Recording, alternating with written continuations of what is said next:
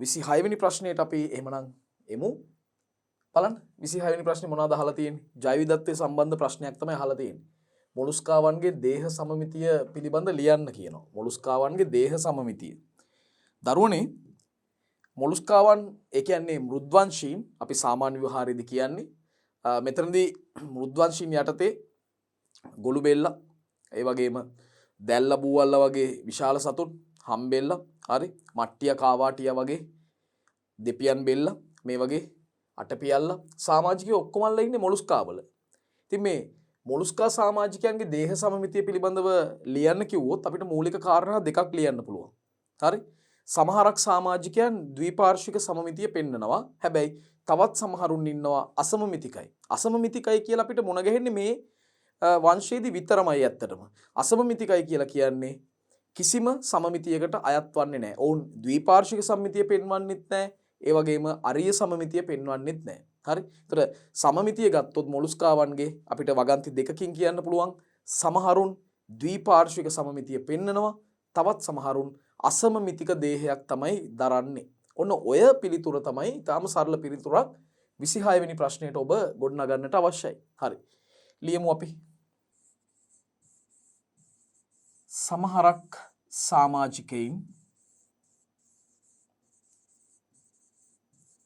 සමහරක් සමාජිකයින්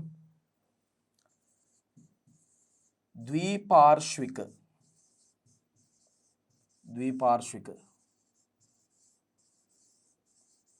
සමමිතිය දක්වයි. සමහරක් සමාජිකයන් ද්විපාර්ශ්වික සමමිතිය දක්වනවා.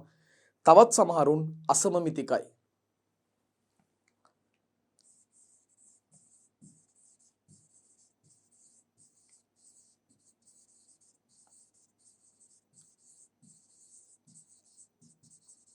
තවත් සමහරුන් අසමමිතිකයි.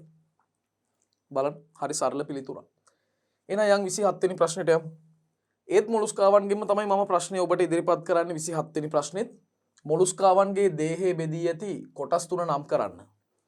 දැන් පැරණි විෂය නිර්දේශයන් වලදී මොලුස්කාවන්ගේ දේහයේ බෙදලා තිබ්බ කොටස් තුනක් හිස, උදරීය පේශිමය පාදය සහ අන්තරංග ගොනුව. නමුත් ඔබේ නව නිර්දේශය යටතේ මොලුස්කාවන්ගේ දේහය ගොඩනැගිලා තියෙනවා කොටස් තුනකට අපිට වෙන් කරලා දක්වන්න පුළුවන්.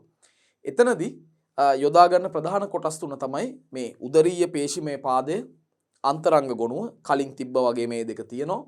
හිස වෙනුවට දැන් කියන්නේ අපි ප්‍රාවරණය කියලා. මොකද ප්‍රාවරණය සෑම මොලුස්කාවෙක්ගෙම දකින්න පුළුවන්.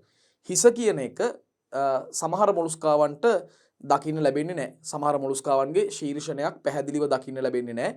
ඒ නිසා අනිවාර්යයෙන්ම තියෙන ප්‍රධාන කොටස් තුනට උදරීය පේශිමය පාදය, අන්තරංග ගොනුව සහ ප්‍රාවරණය තමයි අයිති වෙන්නේ. දැන් මේ බලන්න.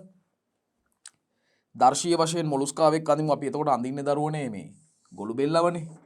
ගොළු බෙල්ලව තමයි අඳින්නේ දර්ශීය මොලුස්කාවෙක් විදිහට. දැන් මේ ගොළු බෙල්ලගේ දේහය ගත්තම මෙන්න මෙහෙම දේහ ස්වභාවයක් තියෙන්නේ. මේ බලන්න. හරි. දැන් එතකොට මේ මොලුස්කාගේ දේහයේ හිස කොටස තමයි මේ තියෙන්නේ. හිස. අපි ඒක ප්‍රධාන කොටසක් විදිහට සලකන්නේ නැහැ. ඊළඟට මේ තියෙන්නේ පේශිමය පාදය. ඉතින් මෙතන විශේෂණයක් දාන්න පුළුවන් උදරීය පේශිමය පාදය කියලා විශේෂණ පදයක් එකතු කරන්නත් පුළුවන් අපිට. උදරීය පේශිමය පාදය. ඒ වගේම මෙන්න අන්තරංග ගොනුව.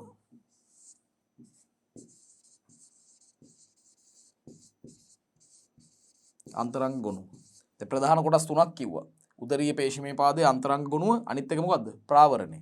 ප්‍රාවරණය මම වෙන පාටකින් ලකුණු කරන්නම් මේ තියෙන්නේ. ප්‍රාවරණය. මේ තමයි ප්‍රාවරණය. තුනී පටලමේ ව්‍යුහයක් තමයි මේ ප්‍රාවරණය කියන්නේ.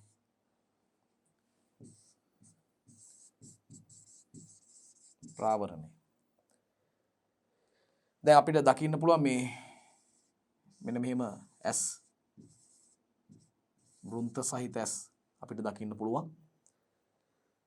ඒ වගේම මොලුස්කාවන්ගේ අමතක කරන්න බැරි ව්‍යුහයක් තියෙනවනේ. ඒක ගැනත් අපි ඉදිරියේදී කතා කරමු. මේ මුඛයේ දකින්න ලැබෙනවනේ විශේෂ ව්‍යුහයක් නේද? දත් සහිත දිවක් වගේ ව්‍යුහයක් තියෙනවා. ඒකට කියන්නේ රේත්‍රිකාව කියලා. හරි? රේත්‍රිකාව. රේත්‍රිකාව. ඉතින් දැන් අපේ අහන ප්‍රශ්නෙට පිළිතුරට යන්කෝ අපි. මොකක්ද අපේ ප්‍රශ්නේ? මොලුස්කාවන්ගේ දේහය බෙදී ඇති කොටස් තුන නම් කරන්න. එතකොට මොලුස්කාවන්ගේ දේහය බෙදලා තියෙන කොටස් තුන තමයි එකක් උදරීය පේශීමය පාදය. උදරීය පේශීමය පාදය. දැන් මේ ප්‍රශ්නයට අහන්න නැති වුණත් ඔබේ දැනුම පිණිස මම තව දෙයක් එකතු කරනවා. මොකද්ද? මේ උදරීය පේශීමය පාදයෙන් කරන කාර්යභාරය මොකද්ද? සංචරණය. එක තැනක ඉඳන් තව තැනකට ගමන් කරනවා. සංචරණය. එහෙනම් උදරීය පේශීමය පාදය දායක වෙනවා දරුවනේ සංචරණය සඳහා. සංචරණය සඳහා. ඊළඟ අන්තරංග ගොනුව. අන්තරංග ගොනුව. හොඳට මතක තියාගන්න අන්තරංග ගොනුව මේ ප්‍රදේශය තුල තමයි මේ මොලුස්කා වගේ අභ්‍යන්තර අවයව ගණනාවක් අන්තර්ගත වෙලා තියෙන්නේ. විශේෂයෙන්ම ප්‍රජනක පද්ධති පවා තියෙන්නේ මෙන්න මේ අන්තරංග ගොනුව කියලා හඳුන්වන ප්‍රදේශය තුල තමයි ගොනු වෙලා තියෙන්නේ. පැහැදිලිද? හරි. එතකොට අන්තරංග ගොනුව බොහෝමයක් අභ්‍යන්තර අවයව දරාගෙන සිටිනවා, රඳවාගෙන සිටිනවා. බොහෝ අභ්‍යන්තර අවයව දරා සිටී. ඒ වගේම ප්‍රාවරණයනේ තුන්වෙනි කොටස. ප්‍රාවරණය. මේ ප්‍රාවරණය මගින් දරුවනේ කවචේ ශ්‍රාවය වීමක් සිද්ධ වෙනවා. ඒ කියන්නේ ප්‍රාවරණයෙන් නිකුත් වන සංඝටක තියෙනවනේ. මේ ප්‍රාවරණයෙන් නිකුත් වෙනවා විවිධ සංඝටක. මෙන්න මෙහෙම බාහිරයට නිකුත් වෙනවා. ඒ සංඝටක ප්‍රාවරණයට පිටතින් ඝන වෙලා ශක්තිමත් වෙලා නිර්මාණය කරන ව්‍යුහය තමයි අපි කවචය කියලා කියන්නේ. කවචය ඇතැම් වෙලාවට බාහිර වෙන්න පුළුවන්. සාමාන්‍යයෙන් කවචේ බාහිරයි. හැබැයි අභ්‍යන්තර කවච දරන සමාජිකයොත් ඉන්නවා. ඒ නිසා ප්‍රාවරණයේ කාර්යභාරය තමයි කවචය ශ්‍රාවය කරනවා. කවචය ශ්‍රාවය කරයි. කවචය ශ්‍රාවය කරයි. හරි. එමුනම් බලන්න දරුවනේ මොලුස්කාවන්ගේ දේහ ස්වභාවය අනුව දේහය බෙදලා තියෙනවා කොටස් තුනකට. උදරීය පේශීමය පාදය ඒක සංචරණයට දායක වෙනවා. ඒ වගේම අන්තරංග ගොනුව බොහෝ අභ්‍යන්තර අවයව අන්තරංග ගොනුවේ තමයි අන්තර්ගත වෙන්නේ දරා සිටින්නේ. සහ ප්‍රාවරණය එමගින් කවචේ ශ්‍රාවය වීමක් සිද්ධ වෙනවා. පැහැදිලිද? හරි. එහෙමනම් ඔන්න අපිට 27 වෙනි ප්‍රශ්නෙන් පස්සේ අපිට 28 වෙනි ප්‍රශ්නෙට දැන් යොමු වෙන්න පුළුවන්. අපි යමු 28 වෙනි ප්‍රශ්නේ බලමු මොනවද කරන්න තියෙන්නේ කියලා. 28 වෙනි ප්‍රශ්නය. දරුවනේ ආත්‍රපෝඩාවන්ට අනන්‍ය ලක්ෂණ දෙකක් අපෙන් අහනවා. 28 වෙනි ප්‍රශ්නේ අපෙන් අහන්නේ ආත්‍රපෝඩාවන්ටම අනන්‍ය ලක්ෂණ දෙකක්. ප්‍රධානම ලක්ෂණය තමයි ඔබ ඉගෙන ගන්නවා නම් ආත්‍රපෝඩා ගැන කරුණු ඉගෙන ගත්තා නම් හරිද? අනිවාර්යයෙන්ම දන්න දෙයක් තමයි ආත්‍රපෝඩාවන්ට කියනවා වෙනත් නමක් සන්ධිපාදිකයන් කියලා. ඒ කියන්නේ ඔවුන්ට සන්ධි සහිත උපාංග තියෙනවා. සන්ධිපාද තියෙනවා නැත්නම් සන්ධි සහිත උපාංග ඔවුන්ගේ දකින්න ලැබෙනවා. ඒ නිසා අපි ඔවුන් හඳුන්වනවා සන්ධිපාදිකයන් කියලා. පැහැදිලිද? සන්ධිපාදිකයන්. එහෙනම් සන්ධි සහිත උපාංග ඔවුන්ගේ තියෙනවා. ඒක මුලින්ම ලියන්න පුළුවන්. සන්ධි සහිත පාද එහෙම නැත්නම් උපාංග පිහිටීම. සන්ධි සහිත පාද නැත්නම් උපාංග පිහිටීම. ඒක එක. දෙවැනි කාරණාව තමයි මේ සමාජිකයන්ගේ දකින්න ලැබෙනවා බහිස්සැකිල්ලක්. ඒ බහිස්සැකිල්ල කයිටින් කියන පොලිසැකරයිඩයෙන් තමයි හැදිලා තියෙන්නේ. නයිට්‍රජනීය පොලිසැකරයිඩයක් කයිටින්. කයිටින් වලින් නිර්මාණය වෙච්ච බහිස්සැකිල්ලක් අපිට දකින්න ලැබෙනවා. එහෙනම් කයිටිනීය බහිස්සැකිල්ලක් ඔන්න අන්තර්ගත වෙනවා මොවුන්ට.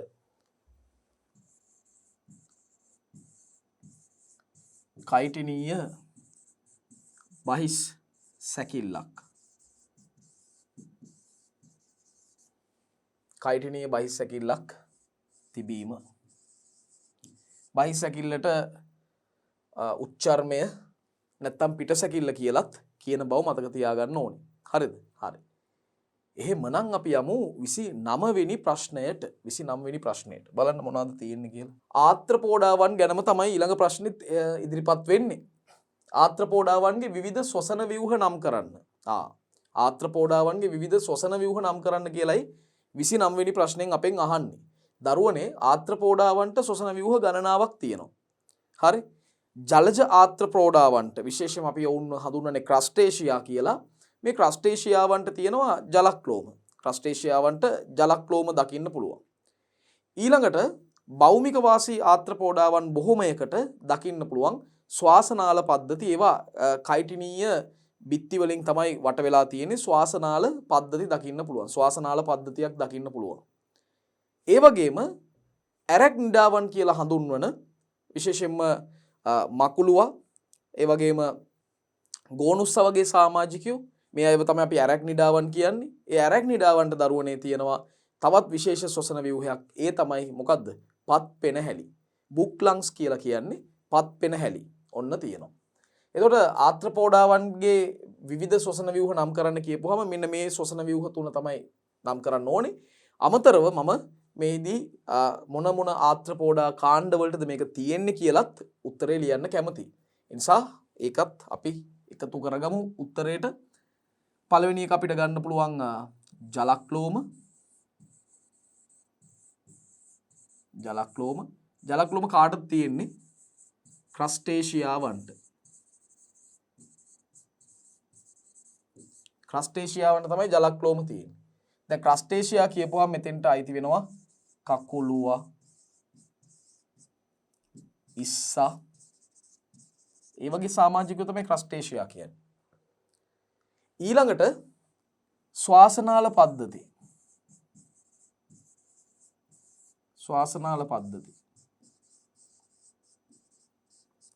මේ ශ්වාසනාල පද්ධති තියෙන්නේ විශේෂයෙන්ම දරුවනේ භෞමික ආත්‍රපෝඩාවන්ට.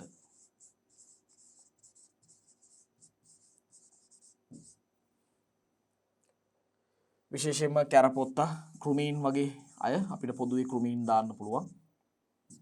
ඒ සමාජිකයන්ට තියෙනවා. ඒ වගේම අන්තිම එක තමයි පත් පෙනහැලි.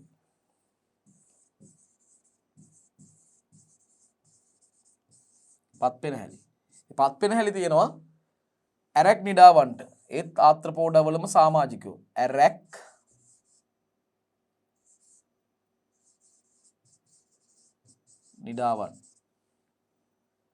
ඇරැක්නිඩාවන්ට හොඳම උදාහරණ තමයි මකුළුවා, ඒ වගේම ගෝනුස්සා. මේ වගේ සමාජිකයන්ට තමයි පත් පෙනහැලි තියෙන්නේ. දැන් මේ ශ්වාසනාල පද්ධතිය වගේ දෙයක් ගැන විශේෂයෙන් කියන්න ඕනේ. මේක ශාකනය වෙලා තියෙන්නේ. මෙන්න මෙහෙම.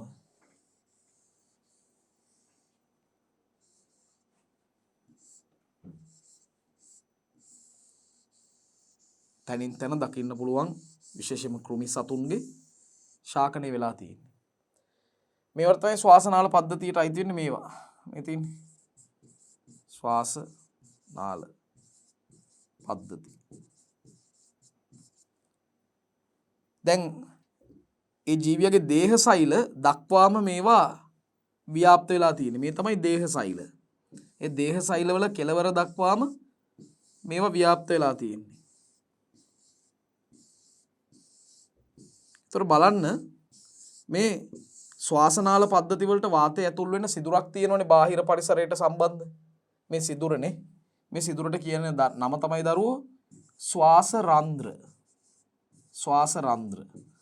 එතකොට ශ්වාස රන්ද්‍ර හරහා වාතය ඇතුල් වෙනවා. ඒ වගේ මේ ඇතුල් වෙච්ච වාතය අපි ගමු ඔක්සිජන්. මෙන්න ඔක්සිජන් එනවා. ඒ ඔක්සිජන් ගමන් කරලා සෛල වලට ඔක්සිජන් ටික ලබා දෙනවා. මෙන්න මේ විදිහට.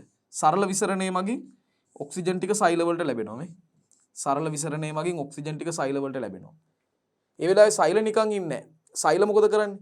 සෛල පරිවෘත්තියේදී නිෂ්පාදනය කරපු කාබන් ඩයොක්සයිඩ් ටිකත් ඒ වෙලාවේ තමයි බාර දෙන්නේ. කාබන් ඩයොක්සයිඩ් ටිකක් දෙනවා. මෙන්න කාබන් ඩයොක්සයිඩ් ටික ශ්වාසනාල පද්ධති වලට ලබා දෙනවා. CO2. හරි. මෙන්න CO2 ලබා දෙනවා. මේ තියෙන කාබන් ඩයොක්සයිඩ් ලබා දෙනවා. එතකොට ඒ කාබන් ඩයොක්සයිඩ් පිට වෙන්නෙත් කොහෙන්ද? මේ ශ්වාස රන්ද්‍ර හරහාම තමයි පිට වෙන්නේ. ඔන්න කාබන් ඩයොක්සයිඩ් පිට වෙනවා. හරි. ඔක්සිජන් ඇතුල් වෙනවා, කාබන් ඩයොක්සයිඩ් පිට වෙනවා. පැහැදිලිද? හරි. ඔන්න ආත්‍රපෝඩාවන්ගේ ශ්වසන ව්‍යුහ පිළිබඳව අපි සාකච්ඡා කළා. අපි එහෙමනම් 30 වෙනි ප්‍රශ්නයට යමු. 29 වෙනි ප්‍රශ්නයෙන් පස්සේ අපි 30 වෙනි ප්‍රශ්නයට යමු. මොනවද සාකච්ඡා කරන්න තියෙන්නේ? එකයිනොඩර්මේටාවන්ගේ ස්නායු සැකැස්ම පැහැදිලි කරන්න. කොයිතරම් සරල ප්‍රශ්නයක්ද බලන්න. මේ බලන්න එකයිනොඩර්මේටාවේ කියපුවාම අපිට මතක් වෙන දර්ශීය එකයිනොඩර්මේට කවුද? පසංගිල්ලනේ. මේ තියෙන්නේ පසංගිල්ල නැත්තම් තාරකා මත්ස්‍ය කියලාත් කියනවා. ස්ටාර්ෆිෂ් කියන අදහසින්. මෙයා ඒ වුණාට මාළුවෙක් නෙමෙයි. හරි. මෙයා එකයිනොඩර්මේටා කියන වෙනම සමාජිකයෙක්, අපෘෂ්ඨ වංශිකයෙක්. දැන් මෙයාලගේ මේ මැද ප්‍රදේශයේ දකින්න පුළුවන් දරුවෝ ස්නායු වලයක්. ස්නායු වලයක් කියලා අපි ඒක හඳුන්වන්නේ. ස්නායු වලයක් දකින්න පුළුවන්. වලයක් කියන්නේ රවුමට තියෙනවා. වලල්ලක් වගේ. ඔන්න ස්නායු වලයක් තියෙනවා. ඒ ස්නායු වලයෙන් එක් එක් බාහු වෙත ස්නායු සපයන ස්නායු රැහන් 5ක් ඇති වෙනවා. එක බාහුවකට එක බැගින්. මෙවැනි ස්නායු රැහන් වලට දරුවෝ කියන්නේ අරීය ස්නායු රජ්ජු කියලා. අරීය ස්නායු රජ්ජු නැත්නම් රැහන් කියලාත් කියනවා. ඒවා තවදුරටත් දරුවනේ ශාකනය වෙලා තියෙන්නේ. මෙන්න මෙහෙම ශාකනය වෙලා තියෙන ඒවා තවදුරටත් ශාකනය වෙලා තියෙන්නේ.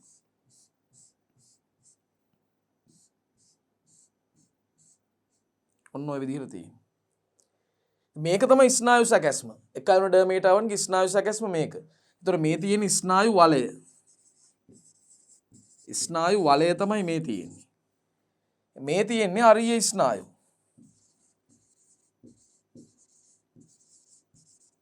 අරීය ස්නායු. ඉතින් එහෙමනම් අපිට ලියන්න පුළුවන් ස්නායු වලයකින් හා අරීය ස්නායු වලින් සමන්විත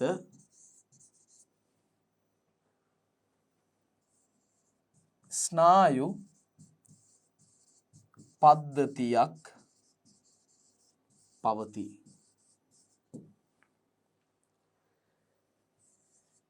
එක් එක් බාහු සඳහා නැත්නම් එක් එක් ප්‍රදේශ සඳහා ස්නායු සපයන්නේ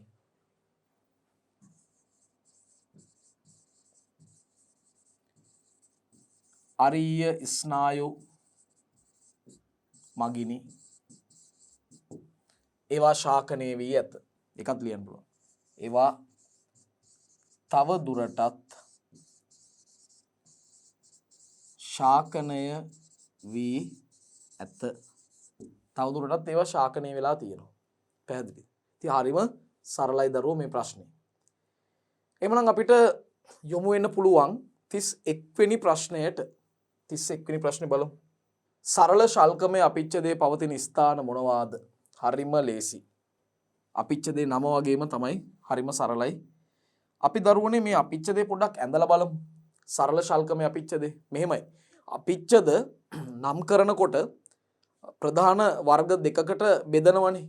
එකක් තමයි සරල අපිච්චද, අනිත් එක සංයුක්ත නැත්නම් සංකීර්ණ අපිච්චද. මෙහෙම වර්ග දෙකකට බෙදන්න මූලිකම නිර්ණායකය තමයි දරණු පටලයේ මත පිහිටන සෛල ස්තර සංඛ්‍යාව.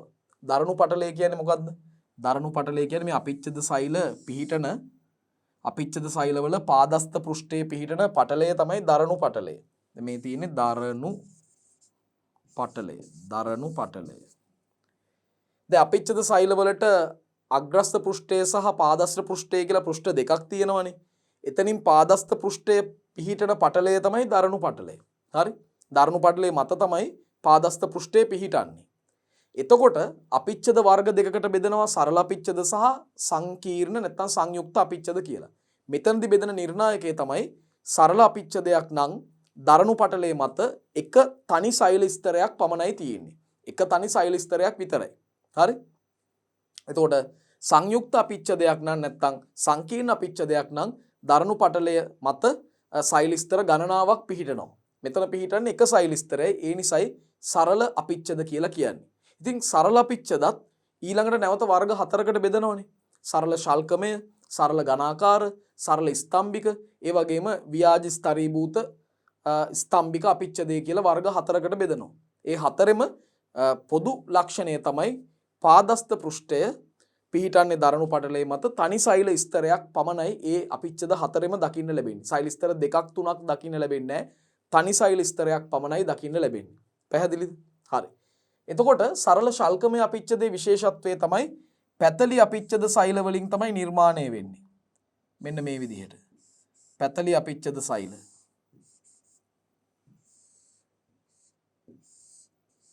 බලන්න. මෙන්න මේ විදිහට පැතලි අපිච්චද සෛල වලින් තමයි නිර්මාණය වෙන්නේ.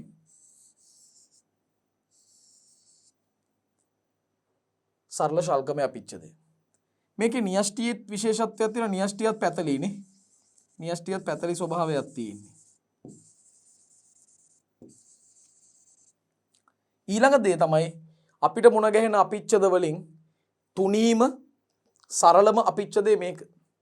ඒ නිසාම තුනී බව වැඩි නිසාම මේ හරහා යම් යම් ද්‍රව්‍ය වලට විසරණය වෙන්න පුළුවන්, කාන්දු වෙන්න පුළුවන්. ඒ නිසාම මේ අපිච්චදේ පිහිටන්නේ යම් යම් ද්‍රව්‍යයන් හුවමාරු වෙන, කාන්දු වෙන ඒ වගේ ස්ථානවල තමයි පිහිටන්නේ. විසරණය වෙන ස්ථානවල. ඉතින් ඒකට හොඳම උදාහරණ තමයි ගර්ත පෘෂ්ඨය. ගර්ත පෘෂ්ඨයේදී තමයි ශ්වසන වායු විසරණය වීමක් වෙන්නේ, හුවමාරු වීමක් වෙන්නේ. ඒ වගේම රුධිර කේශනාලිකා බිත්ති හරහත් මේ වගේම විසරණය වීමක් සිද්ධ වෙනවා. ඒ නිසා විශේෂයෙන්ම සරල ශල්කමය අපිච්චද පවතින ස්ථානවලට ප්‍රධානම උදාහරණ දෙක තමයි ගර්ත බිත්තිය, ගර්තාස්තරණය නැත්නම් ගර්ත බිත්තිය, අනිත් එක තමයි රුධිර කේශනාලිකා බිත්ති.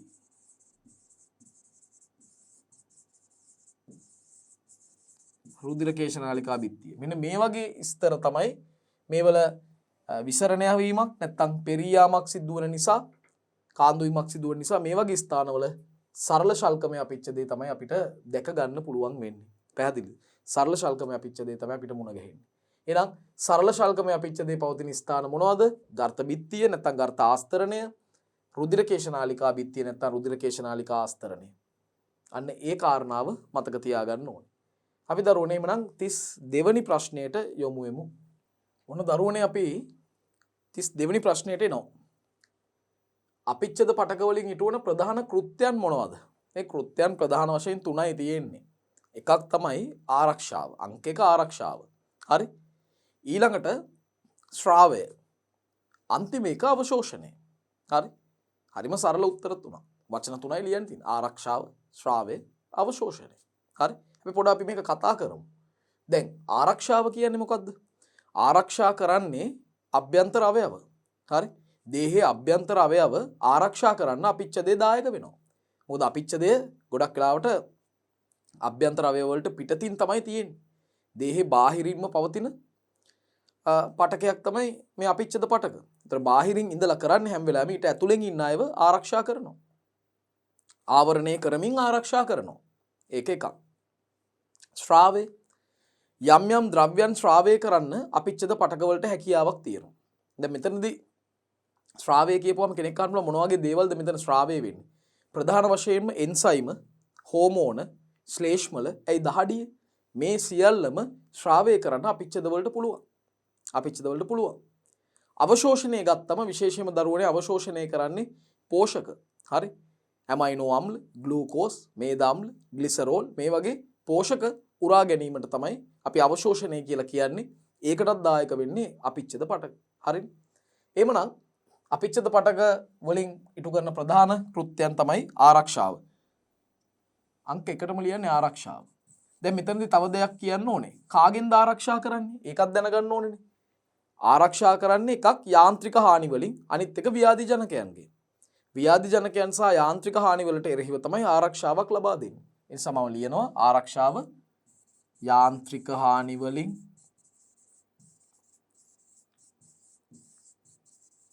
ඒ වගේම ව්‍යාධි ජනකයින්ගෙන් ආරක්ෂාව දෙනවා. ඊළඟ ශ්‍රාවය. මොනවද ශ්‍රාවය කරන්නේ? ශ්‍රාවය කරන්නේ එන්සයිම, හෝමෝන, ශ්ලේෂ්මල, ඒ වගේම දහඩිය. මේවා තමයි ශ්‍රාවය කරන්නේ. තුන්වෙනි එක අවශෝෂණය. මොනවද අවශෝෂණය කරන්නේ? පෝෂක, විශේෂයෙන්ම පෝෂක විදිහට ගත්තොත් ග්ලූකෝස්,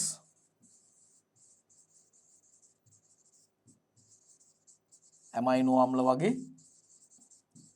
අම්ල වගේ පෝෂක අවශෝෂණය කරනවා. ඔන්න දරුවනේ අපිච්ඡද පටක වලින් ඉටුවන ප්‍රධාන කෘත්‍යයන් ආරක්ෂාව. කාගෙන්ද ආරක්ෂා කරන්නේ? යාන්ත්‍රික හානි වලින් සහ ව්‍යාධි ජනකයන්ගෙන්.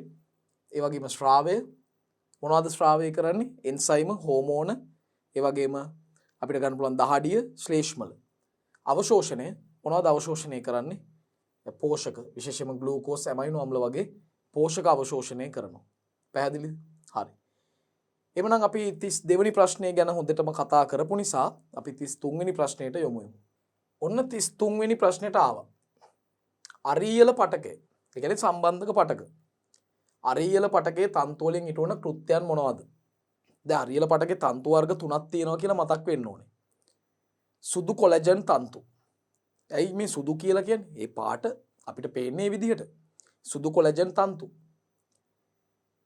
ඊළඟට තියෙනවා කහ ප්‍රත්‍යස්ත තන්තු. එහෙම නැත්නම් අපි කියනවා ඉලාස්ටීන් තන්තු කියලා. ප්‍රත්‍යස්ත තන්තු නැත්නම් කහ ප්‍රත්‍යස්ත තන්තු නැත්නම් ඉලාස්ටීන් තන්තු. අන්තිම එක ජාලාකාර තන්තු නැත්නම් අපි කියනවා රෙටිකියුලින් තන්තු කියලා. රෙටිකියුලින් කියන ප්‍රෝටීනෙන් හැදිලා තියෙන නිසා රෙටිකියුලින් නැත්නම් ජාලාකාර තන්තු. ඉලාස්ටීන් ප්‍රෝටීනෙන් හැදිලා තියෙන නිසා ඉලාස්ටීන් තන්තු කියන නැත්නම් කහ තන්තු කියන නැත්නම් කහ ප්‍රත්‍යස්ත තන්තු කියලාත් කියනවා. හරි. කොලජන් ප්‍රෝටීනය සුදු පාටයි නිසා සුදු තන්තු නැත්නම් සුදු කොලජන් තන්තු කියලාත් කියනවා. එතකොට තන්තු වර්ග තුන අපි ලියමුකෝ. සුදු කොලජන් තන්තු නැත්නම් නිකන් කොලජන් තන්තු. හරි. කහ ප්‍රත්‍යස්ත තන්තු නැත්නම් ඉලාස්ටින් තන්තු කියලාත් කියනවා. අන්තිම එක ජාලාකාර තන්තු නැත්නම් කියන රෙටිකියුලින් තන්තු කියලා. දැන් මේ තුන් දෙනා මොනවද ඉෂ්ට කරන කාර්යයන්? මොන කෘත්‍යයන්ද ඒගොල්ලන් ඉෂ්ට කරන්නේ? දැන් දරුවනේ අපි ගමුකෝ මේ කොලජන්, සුදු කොලජන්. මෙයා ශක්තිමත් බව සහ සුනම්‍යතාවය තමයි ලබා දෙන්නේ. ශක්තිමත් බවක් ලබා දෙනවා. ඒ වගේම හොඳ නැමෙන සුළු බවක් ලබා දෙනවා. සුනම්‍යතාවයක් ලබා දෙනවා. ඒක ඇති කරනවා. කහ ප්‍රත්‍යස්ත තන්තු නැත්නම් ඉලාස්ටින් තන්තු පටකයට අවශ්‍ය ප්‍රත්‍යස්ත බව ලබා දෙනවා. මොකද්ද මේ ප්‍රත්‍යස්ත බව කියන්නේ? බාහිර බලයක් යොදලා හැඩය වෙනස් කරලා ඒ බාහිර බලය ඉවත් කළාම නැවත මුල් පිහිටීමට එනවා නම් අන්නේ ලක්ෂණයට ඒ ස්වභාවයට කියන්නේ ප්‍රත්‍යස්තයි කියලා. ප්‍රත්‍යස්තයි. පැහැදිලිද? ජාලාකාර තන්තු කරන්නේ සම්බන්ධක පටක අනිකුත් පටක වලට මොනවා කරනවද? සම්බන්ධ කිරීම. හරි? අරියල පටකේ අනිකුත් පටක වලට සම්බන්ධ කරන එක කරන්නේ සම්බන්ධීකරණ නිලධාරියා තමයි මේ ජාලාකාර තන්තු, රෙටිකියුලින් තන්තු. පැහැදිලිද? හරි. එහෙනම් බලන්න සුදු කොලජන් තන්තු මොනවද කරන්නේ? ශක්තිය සහ සුනම්‍යතාවය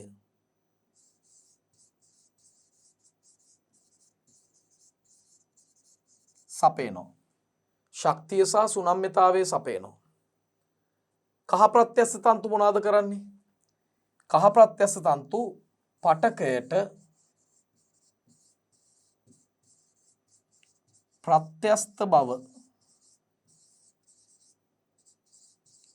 ප්‍රත්‍යස්ත බව ලබා දෙනවා. ප්‍රත්‍යස්ත බව ලබා දෙනවා. ජාලාකාර තන්තු වලින් කරන්නේ සම්බන්ධක පටකය අනෙක් පටක වලට සම්බන්ධ කිරීම. සම්බන්ධක පටකය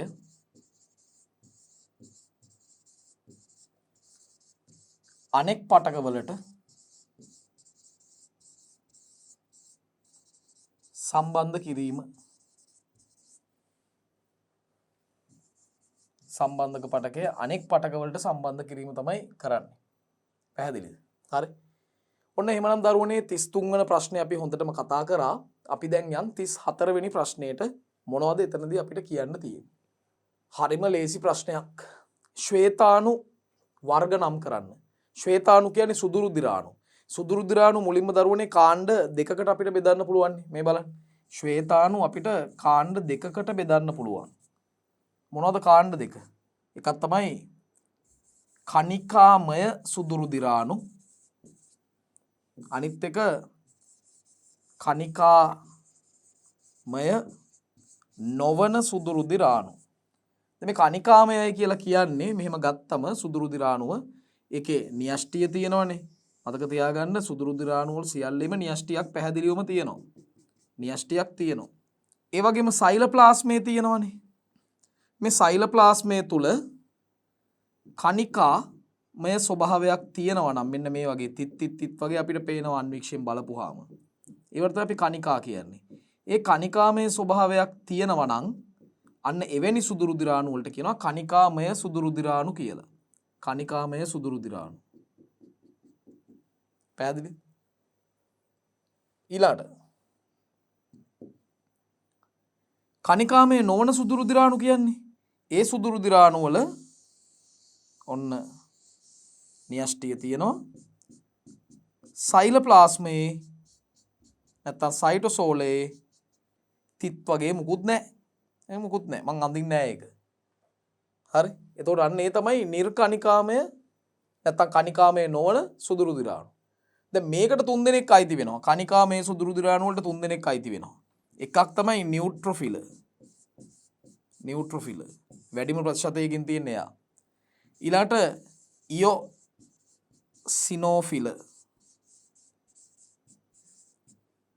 ඉයොසිනෝෆිල්. අන්තිම එක බේසෝෆිල. බේසෝෆිල. පැහැදිලිද? බේසෝෆිල. දැන් කණිකාමය නොවන ඒවත් වර්ග දෙකක් තියෙනවා. මොනොසයිට සහ වසාසෛල. වසාසෛල. දැන් ඒ අනුව ගත්තම ශ්වේතාණු වර්ග අපිට නම් කරන්න කියනවා. අපිට නම් කරන්න පුළුවන් ශ්වේතාණු වර්ග පහම මෙතන තියෙනවා.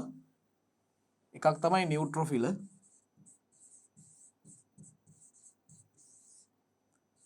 ඉයොසිනෝෆිල.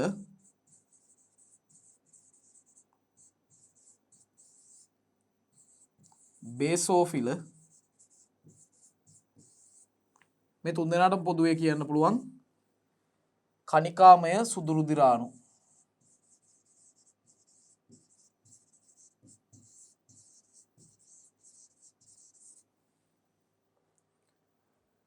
ඊළාට මොනොසයිට වසාසෛල. මේවට කියන්න පුළුවන් කණිකාමය නොවන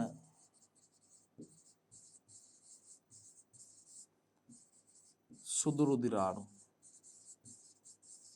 කණිකාමය නොවන සුදු රුධිරාණු කියලා මේ අයව හඳුන්වන්න පුළුවන්. පැහැදිලිද? හරි.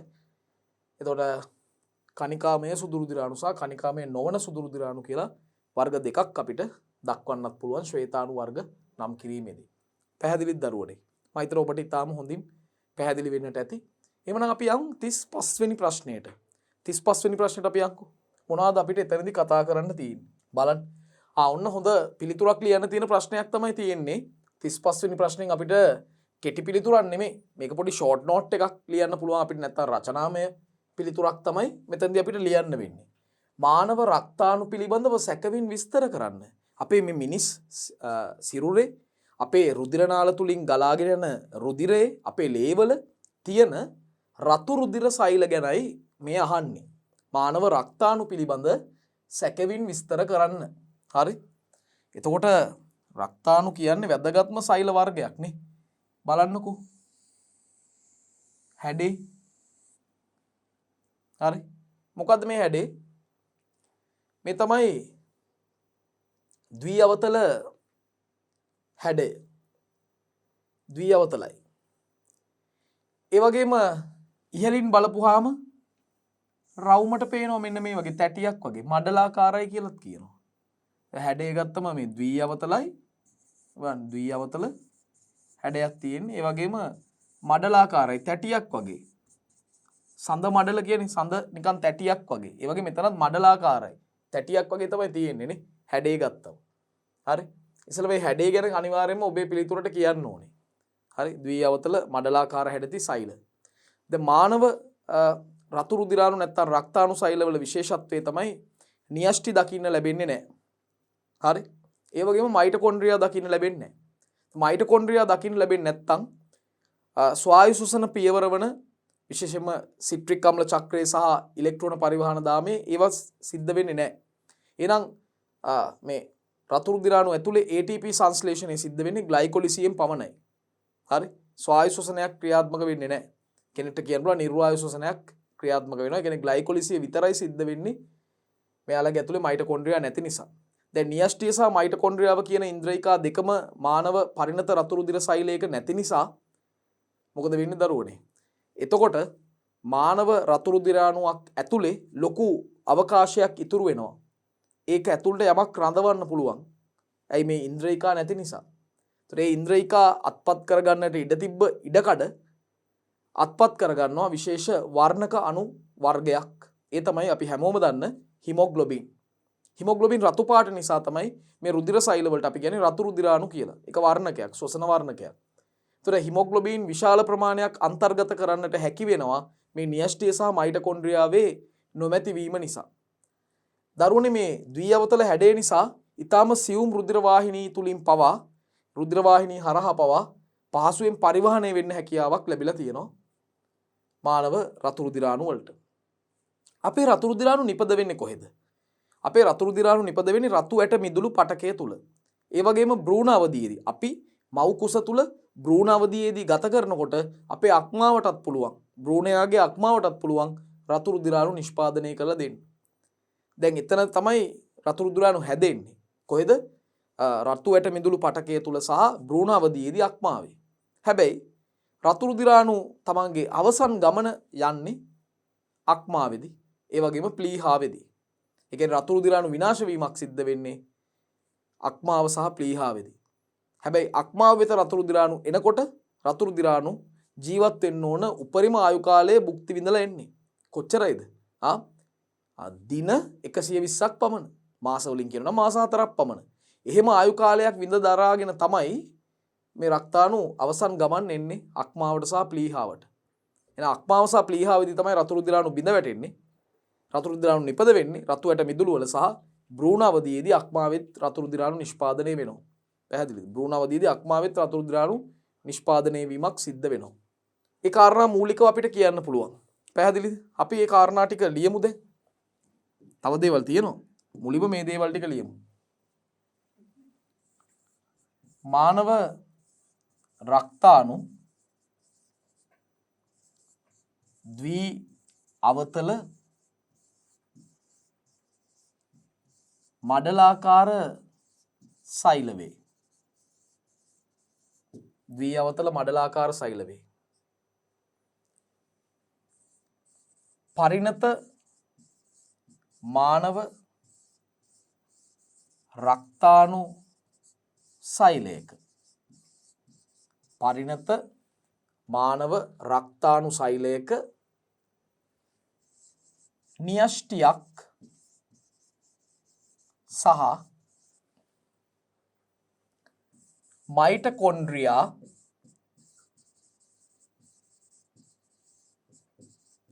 නොමැත. නියෂ්ටියක්වත් මයිටොකොන්ඩ්‍රියාවක් නැහැ. දැන් මයිටොකොන්ඩ්‍රියා නොමැති නිසා ස්වායු ශ්වසනය සිද්ධ වෙලා ATP හැදෙන්නේ නැහැ. ග්ලයිකොලිසිය පමණක් සිද්ධ වෙලා ATP හැදෙනවා. මයිටොකොන්ඩ්‍රියා නොමැති නිසා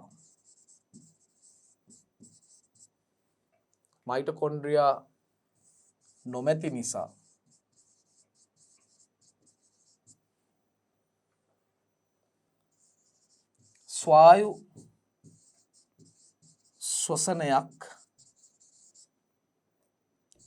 රක්තාණු තුල සිදු නොවේ.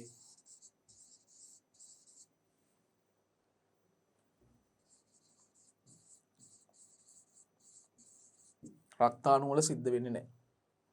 එබැවින් ග්ලයිකොලිසිය මගින් තමයි ATP නිෂ්පාදනය වෙන්නේ.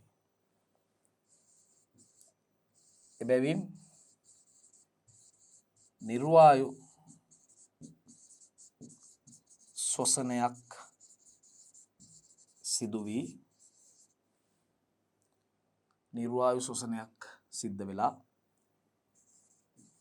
ග්ලයිකෝලිසිය මගින්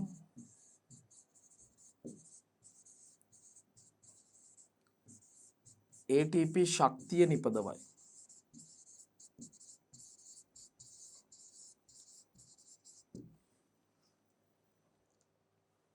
අනික දරුවනේ බැරි වෙලා හරි මයිටොකොන්ඩ්‍රියා හිටියනම් මොකද වෙන්නේ? මයිටොකොන්ඩ්‍රියා හිටියනම් එහෙම වුණා නම් ස්වායු ශ්වසනය සඳහා ඔක්සිජන් මයිටොකොන්ඩ්‍රියා වලට අවශ්‍ය වෙනවා. දැන් අපි දන්නවා රතු රුධිරාණු ඔක්සිජන් පරිවහනය කරනවා කියලා. රතු රුධිරාණු වලට පුළුවන් එක හිමොග්ලොබින් අණුවකට පුළුවන් එකවර ඔක්සිජන් අණු 4ක් සම්බන්ධ කරගන්න. එහෙම වුණා නම් මේක ඇතුලේ ඔක්සිජන් අණු මේ සෛල ඇතුලේදී ඔක්සිජන් අණු මයිටොකොන්ඩ්‍රියා විසින් තමන්ගේ ශක්තිය නිපදවීමේ ක්‍රියාවලියට භාවිතා කරනවා. එතකොට අපිට ඔක්සිජන් විශාල ප්‍රමාණයක් පරිවහනය කරන්න ඕනේ වුණාට ආරම්භක ස්ථානයේ ඉඳන් පරිවහනය කළ යුතු ස්ථානයට එනකොට ඔක්සිජන් විශාල ප්‍රමාණයක් පරිභෝජනයට ලක් වෙනවා ATP නිපදවීම සඳහා. ඉතින් ඒක වළක්වන්න හොඳ උපක්‍රමයක් තමයි ස්වභාව ධර්මයේ මේ නිර්මාණය වෙලා තියෙන්නේ. හරි? යම් හේකින්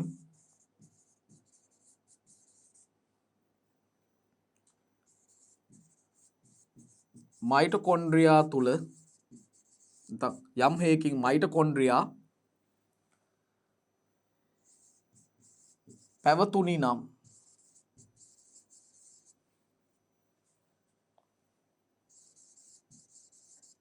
ඔක්සිජන් පරිවහන ධාරිතාවය අඩුවේ. යම් හේකින් මයිටොකොන්ඩ්‍රියා පැවතුණා නම් ඔක්සිජන් පරිවහන ධාරිතාවය මොනවා වෙනවද? අඩු වෙනවා. හරි? ඒක තමයි සිද්ධ වෙන්නේ. මොකද ශක්තිය නිපදවීමට ATP නිපදවීමට ඔක්සිජන් භාවිතා වෙන නිසා. ඒ වගේම දැන් නියස්ටියයි මයිටොකොන්ඩ්‍රියයි දෙකම නැති නිසා විශාල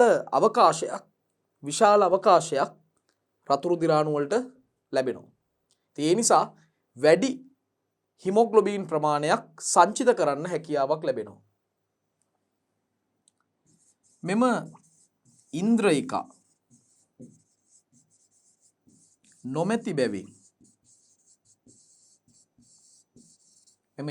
නොමැති බැවින් විශාල හිමොග්ලොබින්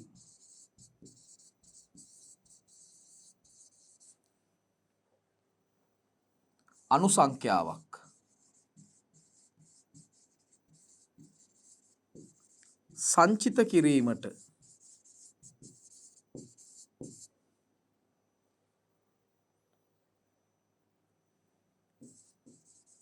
රක්තාණු වලට හැකි වේ. විශාල හිමොග්ලොබින් සංඛ්‍යාවක් අණු සංඛ්‍යාවක් සංචිත කරන්න රක්තාණු වලට අවස්ථාවක් ලැබෙනවා. දැන් මේ හිමොග්ලොබින් රතු පාටයි මේක ශ්වසන වර්ණකයක්. ඒ නිසායි රක්තාණු ඒ නමෙන් අපි හඳුන්වන්නේ. රතු රුධිර සෛලවල හිමොග්ලොබින් නම් ශ්වසන වර්ණකය හිමොග්ලොබින් නම් ශ්වසන වර්ණකය අඩංගු බැවින්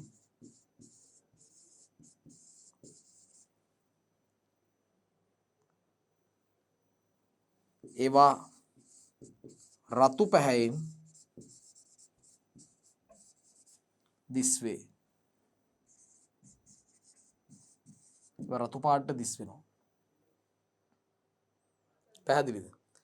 දරුවනේ හිමොග්ලොබින් අණුවකට ඔක්සිජන් අණු 4ක් සම්බන්ධ කරගන්න පුළුවන් එකවර. එතකොට එහෙම සම්බන්ධ කරගෙන අස්ථායි සංයෝගයක් හදනවා ඔක්සි හිමොග්ලොබින් කියලා. අස්ථායි කියන්නේ ඔක්සිජන් සාන්ද්‍රණය අඩු පරිසරවලදී මේ බිඳ වැටෙන්න පුළුවන්. ඔක්සිජන් සාන්ද්‍රණය වැඩි පරිසරවලදී තමයි මේක සම්බන්ධ වෙන්නේ. හිමොග්ලොබින් අණුවක්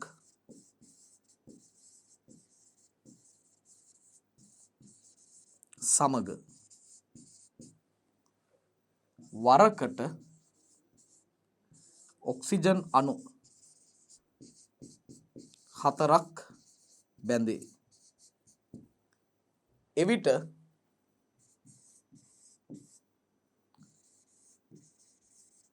ඔක්සි හිමොග්ලොබින් නම් අස්ථායි සංයෝගය සෑදේ. මෙය ඔක්සිජන් ආංශික පීඩනය නැත්නම් සාන්ද්‍රණය ඔක්සිජන් ආංශික පීඩනය අඩු පටක අසලදී බිඳ වැටි සෛලවලට ඔක්සිජන් සපයයි. සෛලවලට ඔක්සිජන් සපයනවා. පැහැදිලිද? ඉතින් හරිම සරල කාරණාවක් තමයි මෙතනදී කිව්වේ. හරි? එතකොට දරුවනේ අපි මේ කතා කරපු ටික සාරාංශගත කරමු. මානව රක්තාණු ද්විඅවතලයි මඩලාකාර සෛල. පරිණත මානව රක්තාණු සෛලයක න්‍යෂ්ටියක් සහ මයිටොකොන්ඩ්‍රියා දකින්න ලැබෙන්නේ නැහැ. මයිටොකොන්ඩ්‍රියා නැති නිසා ස්වායු ශ්වසනයක් රක්තාණු වල වෙන්නේ නැහැ. එතකොට වෙන්නේ නිර්වායු ශ්වසනයක් වෙලා විශේෂයෙන්ම ග්ලයිකොලිසිය කියන ක්‍රියාවලිය මගින් තමයි ATP ශක්තිය හැදෙන්නේ. දැන් යම් මෙහෙකින් මයිටොකොන්ඩ්‍රියා පැවතුනොත් ඔක්සිජන් පරිවහන ධාරිතාවය අඩු වෙනවා. මොකද මේ ඉන්ද්‍රියක නොමැති නිසා අපිට විශාල හිමොග්ලොබින් ප්‍රමාණයක් සංචිත කරන්න පුළුවන්. මයිටොකොන්ඩ්‍රියා හිටියානම් වෙන්නේ ඔක්සිජන් පරිභෝජනය කරලා ඔක්සිජන් පරිවහන ධාරිතාවය අඩු වෙනවා. ඉතින් එතකොට විශාල හිමොග්ලොබින් ප්‍රමාණයක් සංචිත කරන්න රක්තාණුවකට හැකි වෙනවා රතු රුධිර සෛලවලට මේ හිමොග්ලොබින් කියලා ශ්වසන වර්ණකයක් තියෙන එක රතු පාටයි. ඒකයි රතු පැහැ වර්ණය රතු රුධිරාණු වලට ලැබිලා තියෙන්නේ. ඒතර සාමාන්‍ය හිමොග්ලොබින් අණුවකට එක හිමොග්ලොබින් අණුවකට දරුවනේ වරකට ඔක්සිජන් අණු 4ක් සමග සම්බන්ධ වෙලා ඔක්සි හිමොග්ලොබින් කියන අස්ථායි සංයෝගයක් හදන්න පුළුවන්. ඒක අඩු ඔක්සිජන් ආංශික පීඩනයන් යටතේ පවතින ස්ථානවල ඒ පටක අසලදී බිඳ වැටලා සෛලවලට ඔක්සිජන් සපයනවා. හරි? පැහැදිලිද? හරි. අපි මේ රතු රුධිරාණු නිෂ්පාදනය වෙන තැන ගැනත් පිළිතුරේ ලියන්න ඕන. අපි ඒව කතා කරපු නිසා ලියමු. අලුත් පිටුවකට යන්න. මේ බලන්න. රතු රුධිරාණු රතු ඇට මිදුළු පටකයේ රතු ඇට මිදුළු පටකයේ නිපද වේ. එසේම භ්‍රූණ අවධියේදී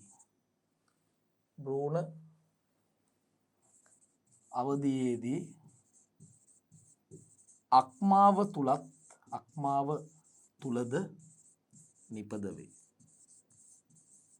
දැන් ආයු කාලය අවසන් කරපු රතු රුධිරාණු විනාශ වෙන්නේ අක්මාව සහ විශේෂයෙන්ම ප්ලීහාවත් කියන්න පුළුවන්. ආයු කාලය සම්පූර්ණ කළ රතු රුධිරාණු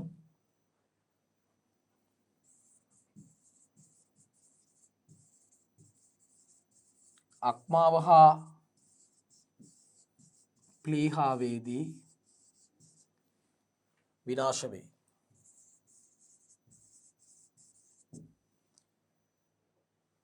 දැන් එහෙනම් රතු රුධිරාණුවක ආයු කාලය කොච්චරද? දින 120ක් පමණ වෙනවා. මේ අණුව රතු රුධිරාණුවක ආයු කාලය දින 120ක් පමණ වේ. රතුරු දිරාණුවක ආයු කාලය දින 120ක් පමණ වෙනවා ඒ අනුව. පැහැදිලිද? හරි. ඒ වගේම දරුවනේ තවත් කියන්න ඕන වැදගත්ම කාරණාවක් තමයි මේ රුධිරයේ මයික්‍රෝ ලීටරයක රක්තාණු තියෙනවා මිලියන 4ත් 6ත් අතර සංඛ්‍යාවක්. හැබැයි මේ සංඛ්‍යාව ස්ත්‍රී පුරුෂ භාවය අනුව ඒ පුද්ගලයාගේ සෞඛ්‍ය තත්ත්වය අනුව මේ ඉලක්කම වෙනස් වෙන්න පුළුවන්. හරි. අපි ඒකත් එකතු කරමු. පුද්ගලයෙකුගේ රුධිරය මයික්‍රෝ ලීටරයක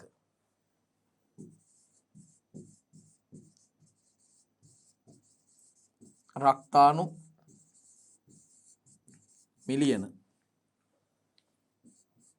4ක් 6ක් පමණ පවතී. එය පුද්ගලයාගේ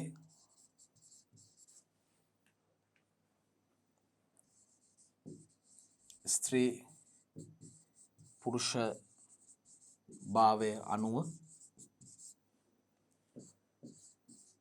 සෞඛ්‍ය තත්ත්වය අනුව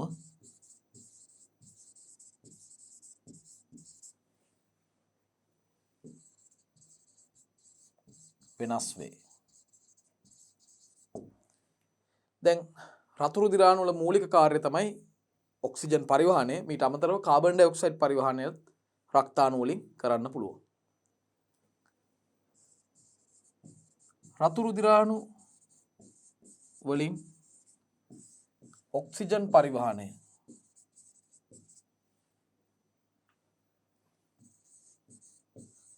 මූලික කෘත්‍ය වේ. මීට අමතරව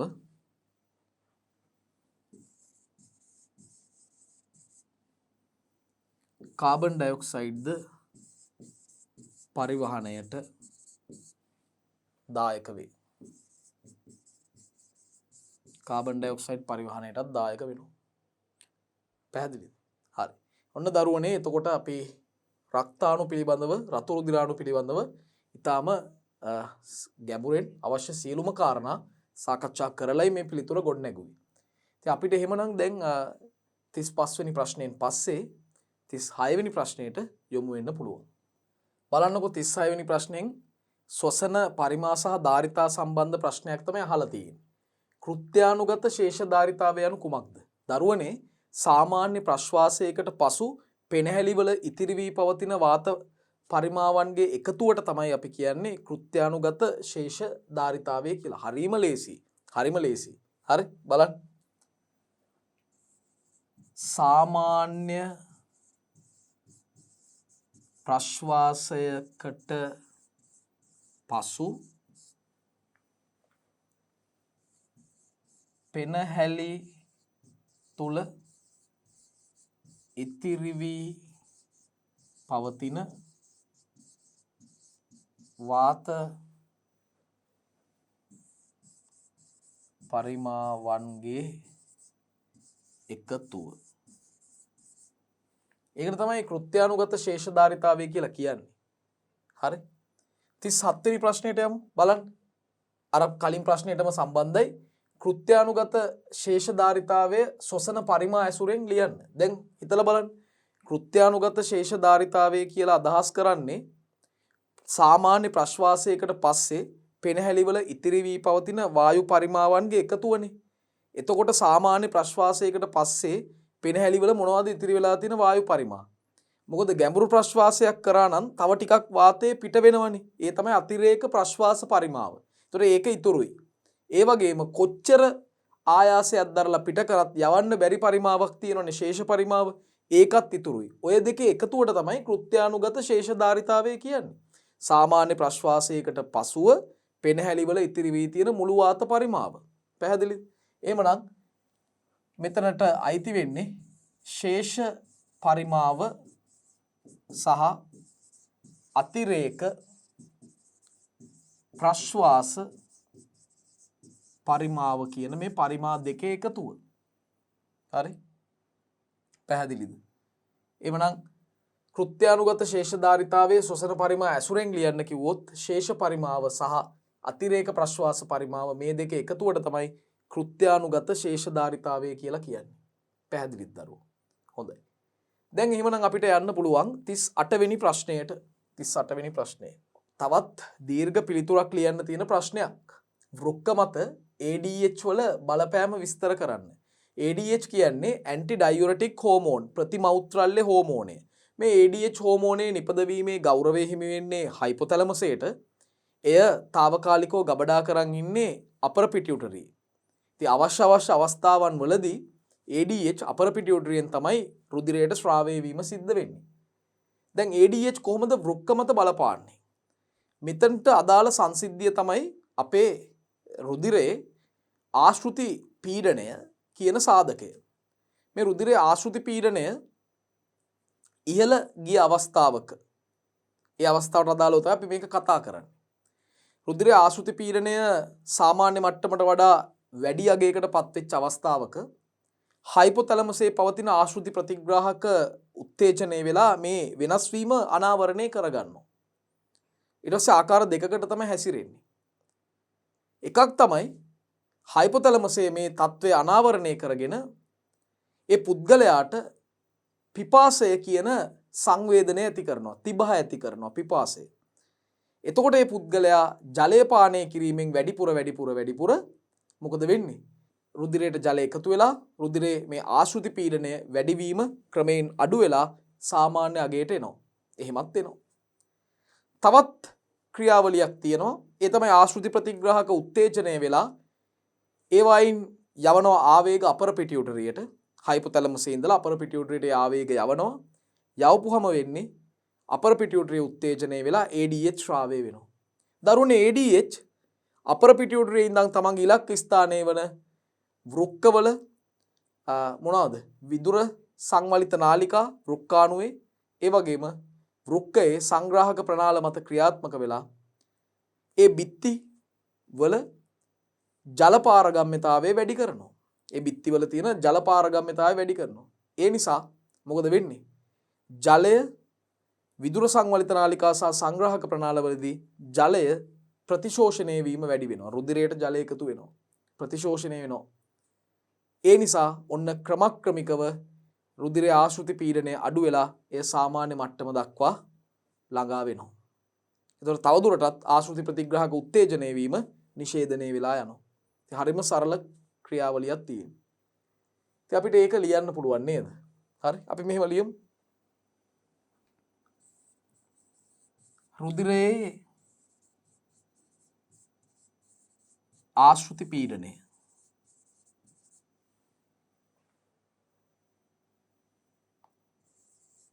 වැඩි වූ විට, රුධිරයේ ආශෘති පීඩනය වැඩි වූ විට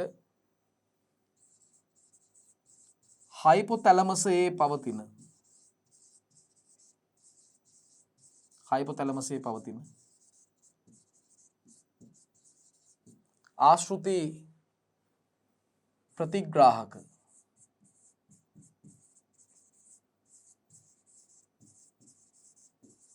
උත්තේජනය වී එම වෙනස අනාවරණය කරගනී.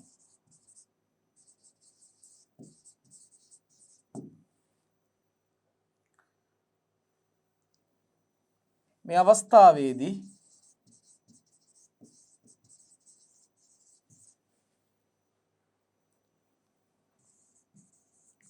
හයිපොතැලමස මගින්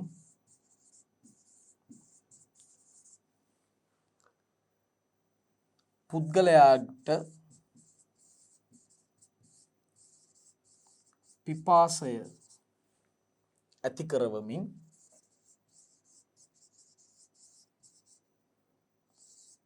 අපි ලියමුකෝ පිපාසය ඇති කරවයි කියලා. එවිට ඔහු අධිකව ජලය පානය කිරීම නිසා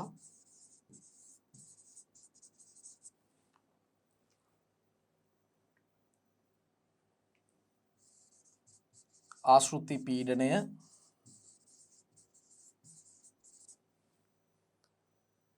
සාමාන්‍ය මට්ටම දක්වා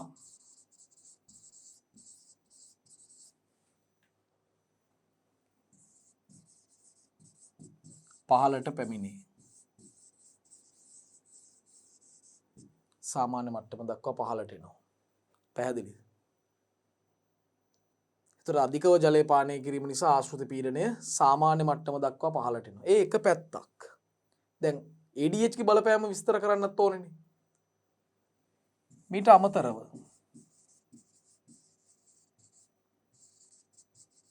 ආශ්‍රිත ප්‍රතිග්‍රාහක උත්තේජනය වී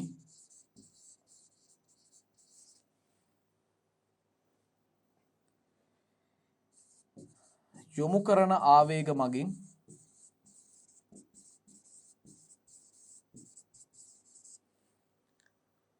අපර පිටියුටරියෙන්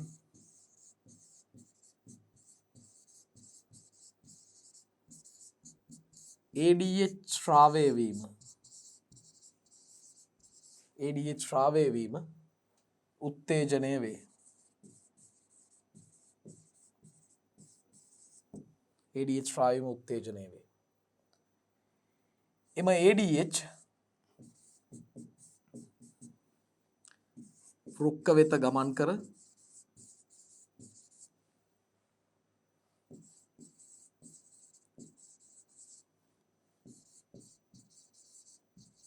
වෘක්කාණුවේ විදුර සංවලිත නාලිකා සහ වෘක්කයේ සංග්‍රාහක ප්‍රනාල මත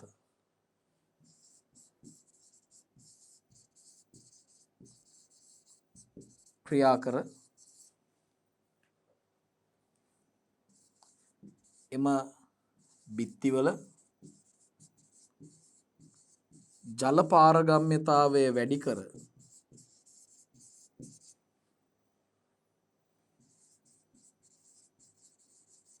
ජල ප්‍රතිශෝෂණය වැඩි කරයි.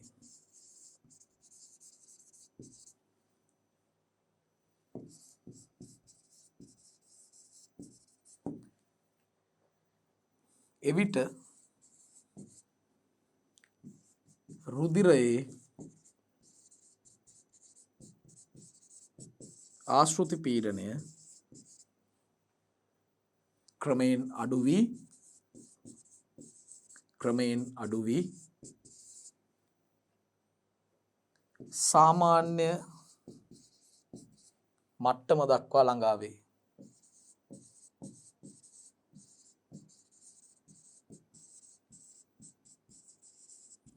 එවිට තවදුරටත්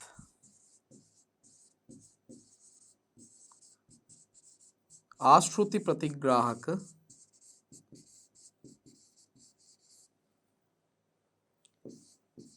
උත්තේජනය වීම නිෂේධනය වේ.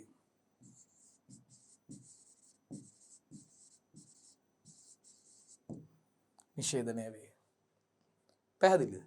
ඔන්න දරුවනේ වෘක්ක මත ADH වල බලපෑම අපි සම්පූර්ණයෙන් විස්තර කළා. එහෙමනම් අපි 39 වෙනි ප්‍රශ්නයට යොමු වෙමු. දරුවනේ 39 වෙනි ප්‍රශ්නේ එකත් බහිස්රාවයට සම්බන්ධයි. කාන්දු පෙරීම යනු කුමක්ද? දැන් මේ වෘක්ක අකර්මණ්‍යතාවයට ලක්වෙච්ච රෝගීන් ඉන්නවනේ. ඒ රෝගීන්ගේ රුධිරයේ තියෙනවා විෂද්‍රව්‍ය, අපද්‍රව්‍ය, ඒ වගේම අතිරික්ත තරල සහ ද්‍රාව්‍ය වර්ග. මේවා කෘත්‍රිමව ඒ රුධිරයෙන් ඉවත් කිරීම තමයි කාන්දු පෙරීම කියලා අදහස් කරන්නේ. හරිම සරලයි. හරි. අපි ලියමු බලන්න පිළිතුර. වෘක්ක අකර්මණ්‍යතාවයට ලක් වූ රෝගීන්ගේ රුධිරයේ වූ විෂද්‍රව්‍ය, අපද්‍රව්‍ය, හා අතිරේක තරල හා ද්‍රාව්‍ය කෘතිමව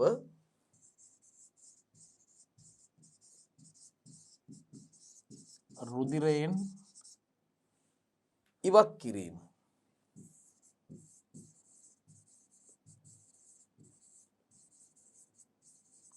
කාන්දු පෙරීම නම් වේ. කාන්දු පෙරීම නම් වේ. හරිම සරලයි. වෘක්ක අකර්මණ්‍යතාවයට ලක්වෙච්ච රෝගීන්ගේ රුධිරයේ තියෙන විෂද්‍රව්‍ය අපද්‍රව්‍ය අතිරේක තරල සහ ද්‍රාව්‍ය කෘතිමව රුධිරයෙන් ඉවත් කිරීම තමයි දරුවනේ අපි කාන්දු පෙරීම කියලා අදහස් කරන්නේ. පැහැදිලිද? හරි. මම යනවා 40 වෙනි ප්‍රශ්නයට. බලන්න. සමස්ථිතියේදී වෘක්කවල කාර්යභාරයන් මොනවද? කාර්යභාරයන් 6ක් තියෙනවා. 6ම දැන් මතක තියාගන්න වෙනවා. අපි පිළිතුර ගොඩනගන්න යන්නේ. සමස්ථිතියේදී වෘක්කවල කාර්යභාරයන් 6ක් තියෙනවා. එකක් තමයි දේහ තරල සහ ජල තුල්්‍යතාවය. ඇත්තටම දේහ තරලවල තියෙන ජල ප්‍රමාණය සහ ද්‍රාව්‍ය ප්‍රමාණය යාමනය කරන එක. අපි මේක සරලව කියන්නේ ආශෘති විධානය කියලා. හරි? බලන්න පළවෙනි කෘත්‍ය තමයි දේහ තරලවල වූ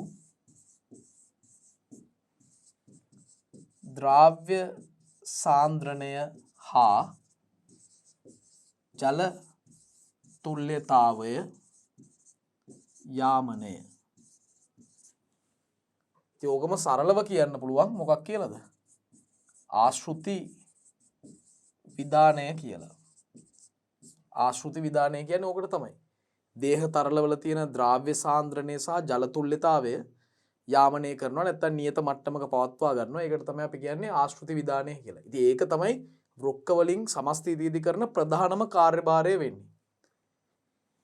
දෙවෙනි දේ තමයි මේ දේහය තුල නිපදවන විෂ අපද්‍රව්‍ය දේහෙන් බැහැර කරන්න වෙන්නේත් වෘක්කවල බහිස්ත්‍රාවී ක්‍රියාවලිය හරහා. පැහැදිලිද? හරි. එහෙනම් ලියන්න පුළුවන්. දේහය තුල නිපදවන විෂ අපද්‍රව්‍ය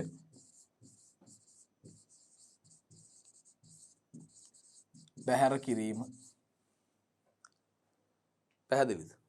ඊළඟ දේ තමයි දරුවනේ රුධිරයේ අම්ල භෂ්ම තුල්්‍යතාවය පවත්වා ගනිමින් රුධිර pH අගය යාමනය කරන එක. රුධිරයේ අම්ල භෂ්ම තුල්්‍යතාවය පවත්වා ගනිමින් රුධිර pH යාමනය කිරීම. රුධිරයේ අම්ල භෂ්ම තුල්්‍යතාවය පවත්වා ගනිමින් රුධිර pH යාමනය. රුධිරයේ pH අගය යාමනය කිරීම. හතරවෙනි කාරණාව තමයි රුධිර පරිමාව සහ රුධිර පීඩනය යාමනය කරන එක. රුධිර පරිමාව සහ රුධිර පීඩනය යාමනය කිරීම. රුධිර පරිමාව හා රුධිර පීඩනය යාමනය. මේකටම සමගාමී කෘත්‍යයක් තියෙනවා. මේ රුධිර පීඩනය යාමනයේලා වැදගත් වන රිනින් නැමැති එන්සයිමය නිපදවීම හා ශ්‍රාවය කිරීම කරන්නේත් වෘක්ක වලින්ම තමයි. ඒකත් අපිට ලියන්න පුළුවන්. රුධිර පීඩනය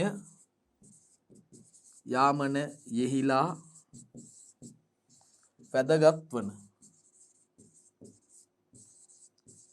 රිනින් නම් එන්සයිමය නිපදවීම හා ශ්‍රාවය කිරීම. තව එක කෘත්‍යයක් අපිට කියන්න පුළුවන්. ඒ තමයි වෘක්ක අන්තරාසර්ගී කෘත්‍යයක් කරනවානේ. හෝමෝනයක් ශ්‍රාවය කරනවානේ. එරිත්‍රොපොයිටින් කියලා.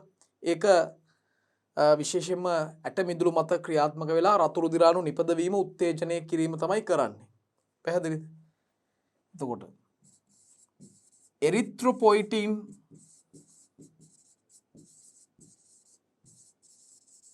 හෝමෝනය ශ්‍රාවය කරමින්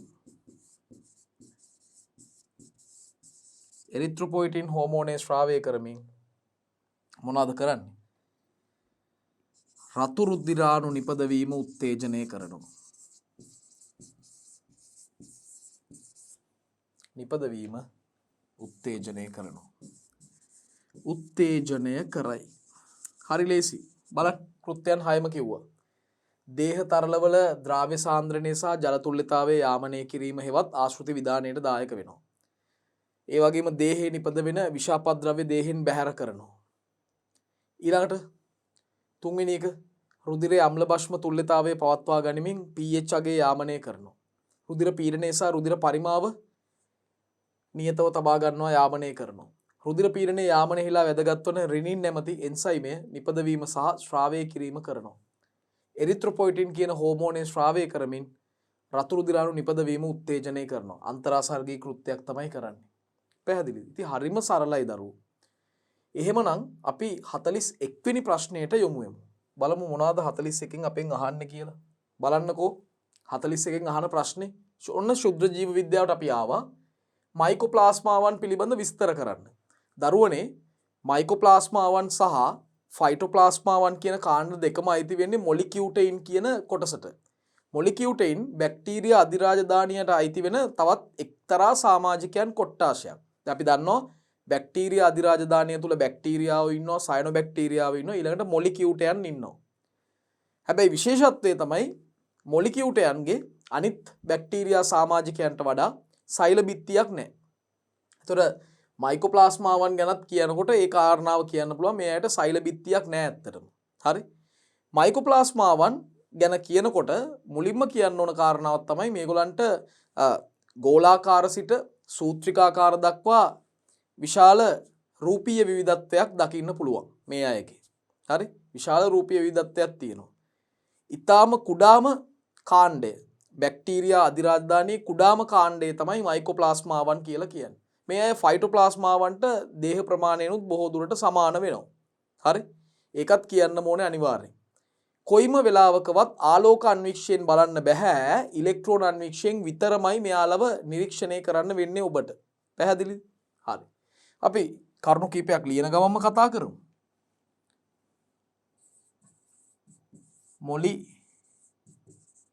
මොලිකියුටයින්ට අයත් කාණ්ඩයකි. මොලිකියුටයින්ට අයත් කාණ්ඩයක් තමයි මේ මයිකෝප්ලාස්මාවන් කියන්නේ. සෛල බිත්තියක් නොමැත. මේකට සෛල බිත්තියක් නැහැ. සෛල බිත්තියක් නොමැත. ඒක එකක්. ඊළඟට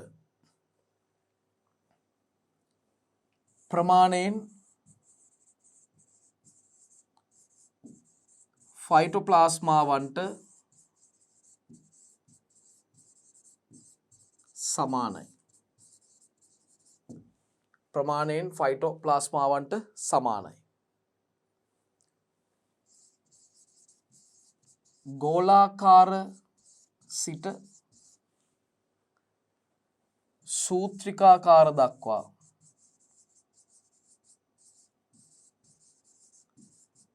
විශාල රූපීය විවිධත්වයක් පවතී. විශාල රූපීය විවිධත්වයක් තියෙනවා. පැහැදිලිද? ඔය කාරණා ටික මූලිකව ඉස්සෙල්ලම කියන්න ඕනේ.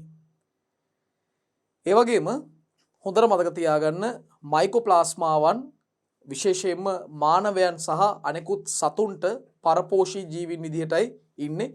මේ අය ආසාදනය කරන්නේ මානවයා සහ අනෙකුත් සතුන්. මොවුන් මානවයන් හා අනෙකුත් සතුන් ආසාදනය කරන බැවින් එම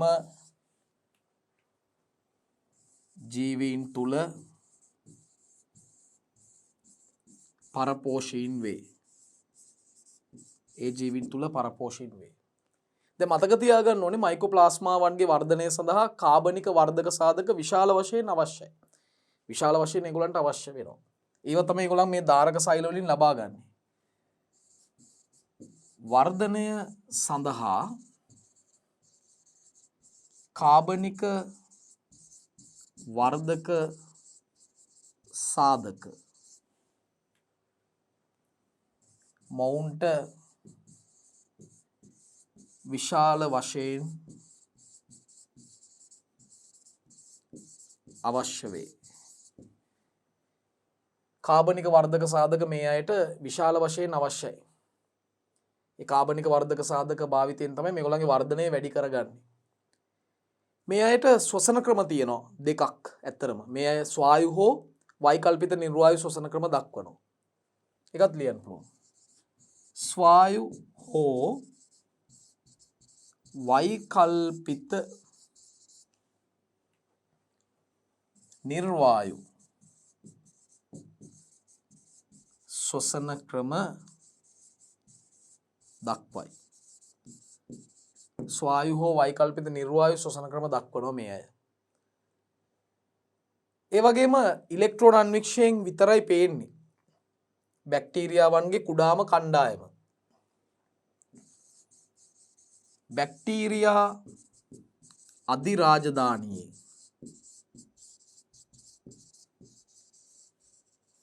කුඩාම සමාජිකයන් බැවින්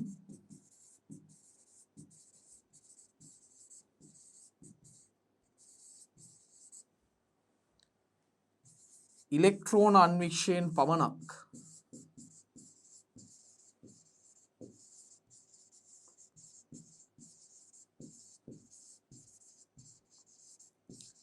නිරීක්ෂණය කළ හැකිය.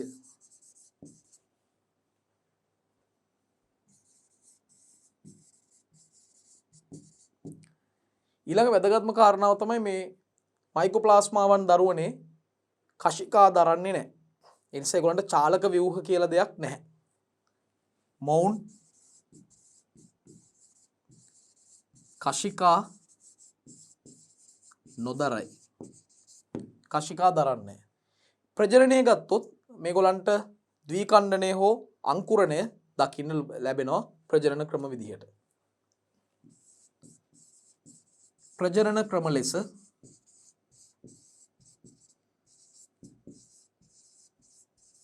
ද්විඛණ්ඩනය හෝ අංකුරණය පවතී. ප්‍රජනන ක්‍රම ලෙස ද්විඛණ්ඩනය හෝ අංකුරණය මොවුන්ගේ දකින්න ලැබෙනවා. මයිකෝප්ලාස්මාවන්ගේ ඒවා දකින්න ලැබෙනවා. ඒ වගේම දරුවනේ මේ මයිකෝප්ලාස්මාවන් බීජාණු සෑදීමක් කරන්නේත් නැහැ. මේගොල්ලන් බහුරූපීයයි කියලා කියන්නත් පුළුවන් අපිට. ඒකත් අපි එකතු කරමු. මොවුන් බීජාණු නොසාදයි.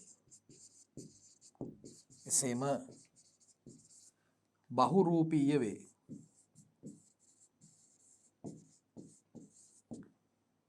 දැන් බලන්න එතකොට මයිකෝප්ලාස්මාවන් පිළිබඳව විස්තර කරන්න කියපුවම මූලිකව කියන්න ඕන කාරණා ටිකක් තියෙනවා.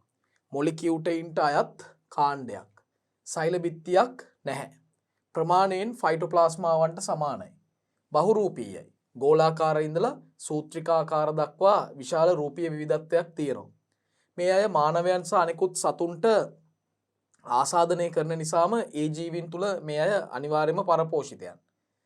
වර්ධනය සඳහා කාබනික වර්ධක සාධක විශාල වශයෙන් මේ අයට අවශ්‍යයි. මේ අයගේ ශ්වසන ක්‍රමය තමයි ස්වායු හෝ වෛකල්පිත නිර්වායු. ඒ ශ්වසන ක්‍රම තමයි දරන්නේ. බැක්ටීරියා අධිරාජධානියේ ඉන්න කුඩාම සමාජිකයෝ කුඩාම ප්‍රාග්න්‍යෂ්ටිකයෝ කියන්නත් පුළුවන්. ඉලෙක්ට්‍රෝන අන්වික්ෂයෙන් විතරයි පේන්නේ ආලෝක අන්වික්ෂයෙන් බෑ මේ අයව දකින්න. මේ අය කශිකා දරන්නෙත් නැහැ. ප්‍රජනන ක්‍රම විදිහට ද්විඛණ්ඩනය සහ අංකුරණය පෙන්නනවා. බීජාණු හදන්නේ නැහැ. බහුරූපීය කියන එක අපි කලිනුත් කිව්වා. පැහැදිලිද? හරි. එහෙමනම් දැන් මම 42 වන ප්‍රශ්නයට යොමු වෙන්න කැමතියි. අපි යමු 42 වන ප්‍රශ්නයට. ඔන්න ජීවාණු හරණය. තෙත්තාප ජීවාණු හරණයට ලක් කරන ද්‍රව්‍ය මොනවද? මේ තෙත්තාප ජීවාණුහරණයට දරුවනේ ලක් වෙන්නේ ගොඩක් වෙලාවට තාපයට ඔරොත්තු දෙන්න පුළුවන් ද්‍රව්‍ය. විශේෂයෙන්ම තාප ස්ථායි රෝපණ මාධ්‍ය. ඒ වගේම තාප ස්ථායි ප්‍රතිකාරක සහ තරල විවිධ පරීක්ෂණාගාර උපකරණ. ඒවා තමයි යොදා ගන්න වෙන්නේ. තාප ස්ථායි රෝපණ මාධ්‍ය, ඒ වගේම තාප ස්ථායි ප්‍රතිකාරක සහ තරල විවිධ පරීක්ෂණාගාර උපකරණ අපිට තෙත්තාප ජීවාණුහරණයට ලක් කරන්නට පුළුවන් දරුවෝ. මේවා තමයි තෙත්තාප ජීවාණුහරණයට ලක් කරන ද්‍රව්‍ය වෙන්නේ. අපි 43 වෙනි ප්‍රශ්නයට යමු. බලන්නකො තෙත්තාප ජීවාණුහරණයට අවශ්‍ය තත්ත්ව මොනවද කියලා අහනවානේ. තෙත්තාප ජීවාණුහරණයට අවශ්‍ය තත්ත්ව තමයි එකක් සෙල්සියස් අංශක 121ක වාෂ්ප අවශ්‍ය වෙනවා. සෙල්සියස් අංශක 121ක වාෂ්ප. ඒ වාෂ්ප අවශ්‍ය වෙනවා වගේම පීඩනයක් අවශ්‍ය වෙනවා. වායුගෝල පීඩන එකක් නැත්නම් වර්ගංගවලට රාත්තල් 15ක පීඩනයක් පවත්වා ගන්නට අවශ්‍යයි. පැහැදිලිද? ඒ වගේම මේ අපිට අවශ්‍ය වෙන ජීවාණුහරණය කරන්න අවශ්‍ය වෙන ඔය රෝපණ මාධ්‍ය වගේ දේවල් නැත්නම් ඔය විවිධ පරීක්ෂණාගාර උපකරණ නැත්නම් තාපස්ථායි ප්‍රතිකාරක තරල මේවා අර 121 උෂ්ණත්වයේ පවතින වාෂ්ප සමග මිනිත්තු 15ක් ගැටෙන්නට සලස්සන්න ඕනේ. ඒක හොඳටම ප්‍රමාණවත්. එතකොට මේ ක්‍රියාවලිය සඳහා ප්‍රධාන වශයෙන් පීඩ තාපකය කියන උපකරණය භාවිතා වෙනවා. ඊට අමතරව පීඩන උඳුන යොදා ගන්නත් පුළුවන්. ඔන්න ඔය කාරණා ටික ඔබේ පිළිතුරට ගොනු කරන්නට ඕනේ. සෙල්සියස් 121 වාෂ්ප අවශ්‍යයි. මෙන්න අවශ්‍ය වෙන තත්ත්ව. ඒ වගේම වායුගෝල පීඩන එකක පීඩනයක් අවශ්‍යයි. මේක වෙන විදිහකට කියන්න පුළුවන් වර්ග අඟලට රාත්තල් 15ක පීඩනයක් කියන්නත් පුළුවන්. ඊළඟට තව මොනවද? දරුවනේ මිනිත්තු 15ක කාලයක් පවත්වා ගන්නටත් අවශ්‍යයි.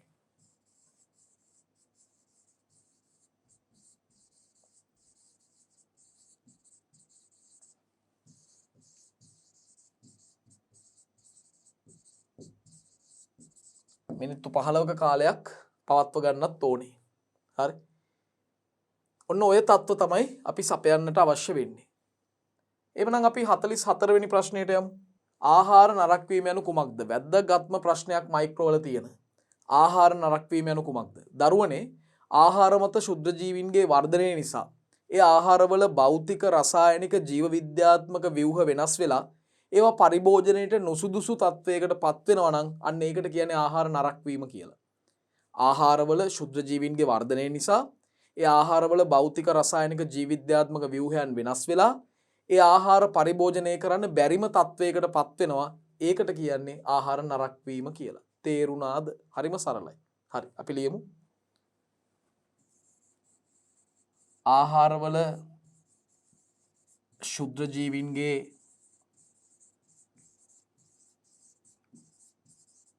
වර්ධනය නිසා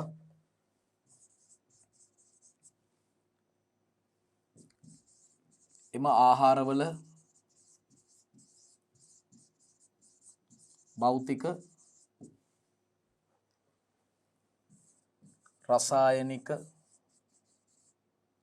හා ජීව විද්‍යාත්මක ව්‍යුහ වෙනස් වී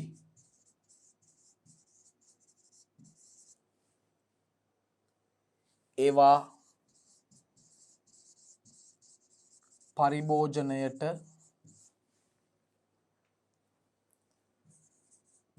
නුසුදුසු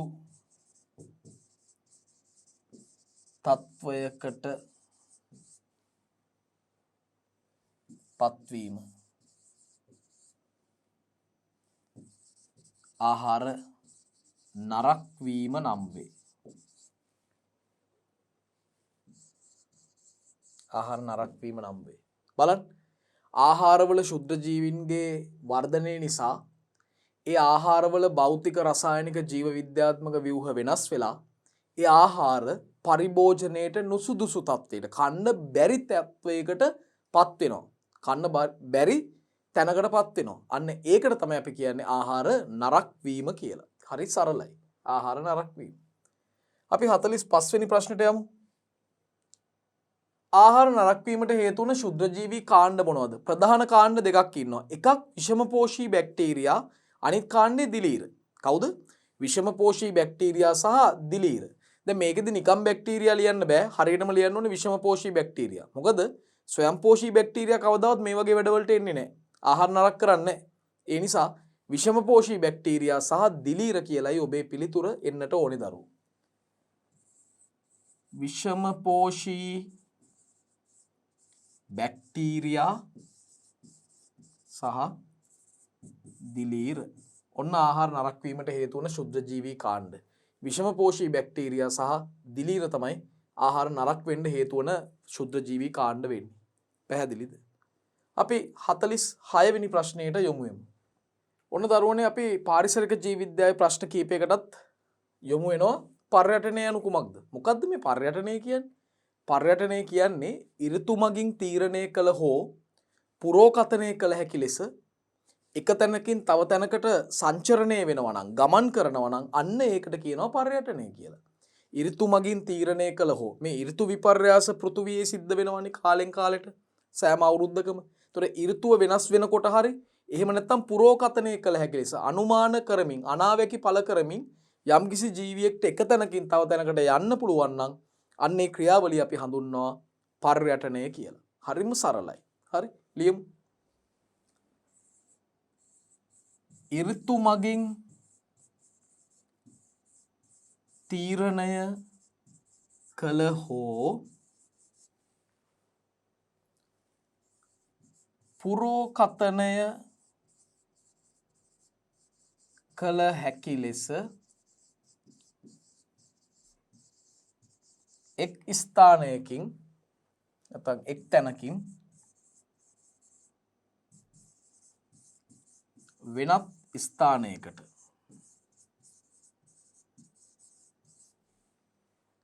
සංචරණය වීම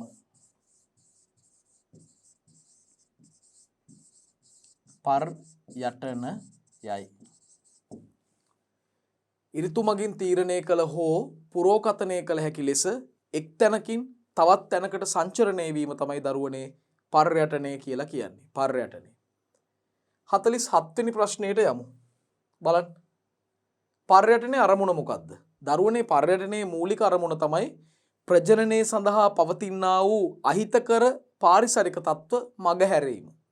දැන් ඒකනේ සීත කාලෙට විවිධ රටවල් වලින් කුරුළු විශේෂ, පක්ෂි විශේෂ අපේ රටට එන්නේ. බිත්තර දාන්න.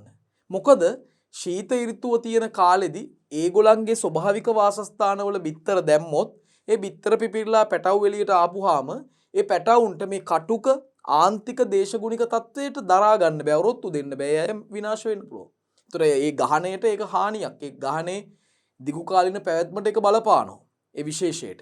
ඒ නිසා මේ අපේ රටවල් වගේ ඝර්ම කලාපීය රටවල් වලට උණුසුම් රටවල් වලට ශීත ඍතුවේදී ඒගොල්ලන් එනවා.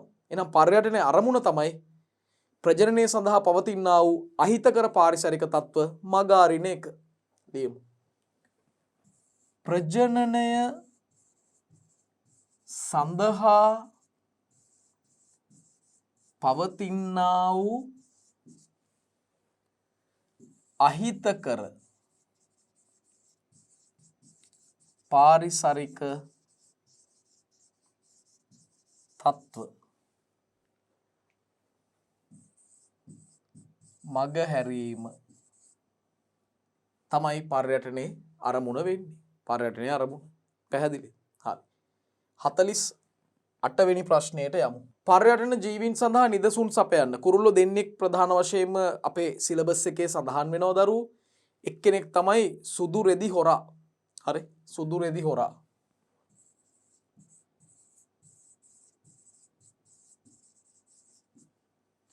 මෙයාව හඳුන්වනවා ඉන්දියන් fly catcher මේක සාමාන්‍ය නමක් විද්‍යාත්මක නමක් නෙමෙයි නිසා අපි යටින් ඉරියන් දින්නේ නැහැ. අනිත් කෙනා තමයි අවිච්චියා. අවිච්චියට කියනවා ඉන්දියන් පිට්ටා කියලා. ඉන්දියන් පිට්ටා. අවිච්චියා. ඔන්න පර්යටන ජීවි. පැහැදිලිද? ඔන්න පර්යටන ජීවීන් දෙන්නෙක් ඉන්නවා. එක්කෙනෙක් සුදුරෙදි හොරා ඉන්දියන් ෆ්ලයි කැචර්, අනිත් එක්කෙනා අවිච්චියා ඉන්දියන් පිට්ටා. 49 වෙනි ප්‍රශ්නයට යොමු වෙමු. අවශිෂ්ට විශේෂ යනු මොනවාද? අවශිෂ්ට විශේෂ යනු මොනවාද? දරුවනේ අවශිෂ්ට විශේෂ කියන්නේත් මේ අපි කතා කරන විශේෂ සංකල්පයේ තියෙන තවත් වැදගත් කණ්ඩායමක්. අවශිෂ්ට විශේෂ වර්තමානයේදී හුදකලාව හෝ සීමිත ප්‍රදේශවලට සීමා වී පවතිනවා. හැබැයි එක්තරා කාලයකදී මේ සමස්ත පෘථුවිය පුරාම ඉතා විශාල සංඛ්‍යාවෙන් පැතිරිලා හිටපු විශේෂයක අද ඉතුරු වෙලා ඉන්න ටිකට තමයි කියන්නේ අවශිෂ්ට විශේෂ කියලා. එක්තරා කාලයකදී පෘථුවිය පුරාම පෘථුවිය මුළුල්ලේම පැතිරිලා හිටියා. හැබැයි අද වෙනකොට තනි තනිව ඉන්නේ නැත්තම් සීමා සහිත ප්‍රදේශ කීපයක සීමිත ප්‍රදේශ කීමයක චූටි පොඩි ගහණයක් ලෙස කුඩා ගහණයක් ලෙස තමයි මොවුන්ව දකින්න ලැබෙන්නේ. එහෙම විශේෂයක ඉතුරු වෙලා ඉන්න ටිකට තමයි මේ අවශිෂ්ට විශේෂ කියලා කියන්නේ. පැහැදිලිද? ඉතින් අපි ලියමු මෙහෙම.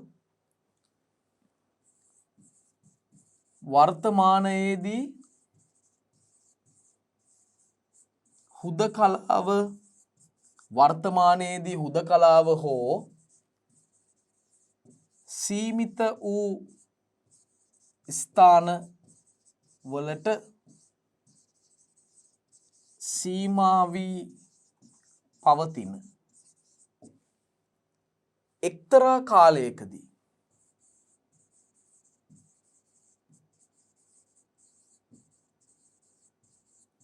කාලයකදී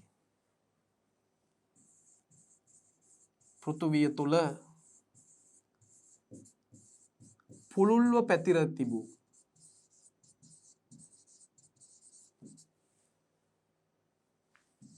විශේෂයක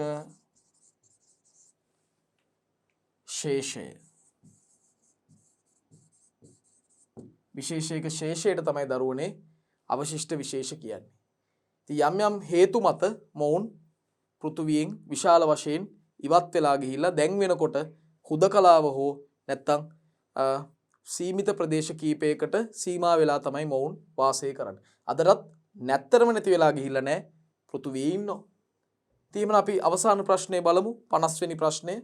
මේ පරිච්ඡේදයේ අවසානයේ සනිටුහන් කරන ප්‍රශ්නය. අවශිෂ්ට විශේෂ සඳහා නිදසුන් සපයන්න. නිදසුන් තුනක් තියෙනවා. එකක් තමයි මේ නවසීලන්තේ කුඩා දූපත් කීපයක් ආශ්‍රිතව වාසය කරනවා ටුවටාරා කියලා උරග විශේෂයට අයිති කෙනෙක්. මෙයා කටුස්සෙක්ට වඩා ටිකක් ලොකුයි. හැබැයි මේ තලගොයෙක් තරම් ලොකුත් නැහැ. මේ මැද මට්ටමේ සත්වෙක් උරගෙක්. මෙයා ටුවටාරා අවශිෂ්ට විශේෂයක් විදියට සලකනවා. නවසීලන්තේ කුඩා දූපත් කීපයක පමණයි දකින්න ලැබෙන්නේ. ඊළඟට අපිට අදාළ උදාහරණයකුත් තියෙනවානේ. ත්‍රිකුණාමලයේ තඹලගමුව බොක්ක ආශ්‍රිතව වාසය කරනවා ලිංගි උලා SP නැත්නම් ලාම්පු බෙල්ලා කියන කෙනා. හරි.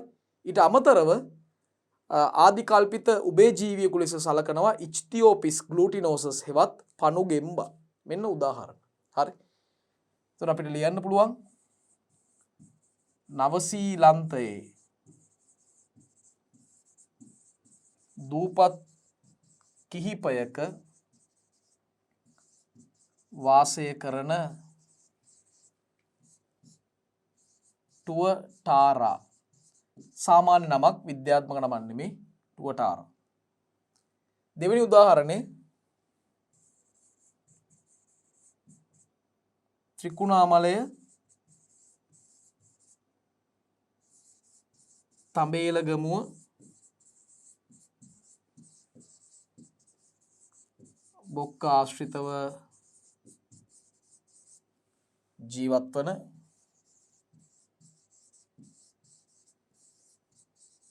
ලාම්පු බෙල්ලා.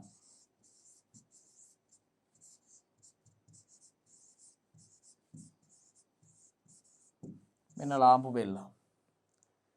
ඒ වගේම ආදී කල්පිත උභය ජීවියෙකු වන ඒ වගේම මෙයාට පාද රහිතයි පාද රහිත පණුවාකාර දේහයක් දරන පණුගෙම්බා. එයාගේ විද්‍යාත්මක නාමය ඉච්තියෝපිස් ග්ලූටිනෝසස්.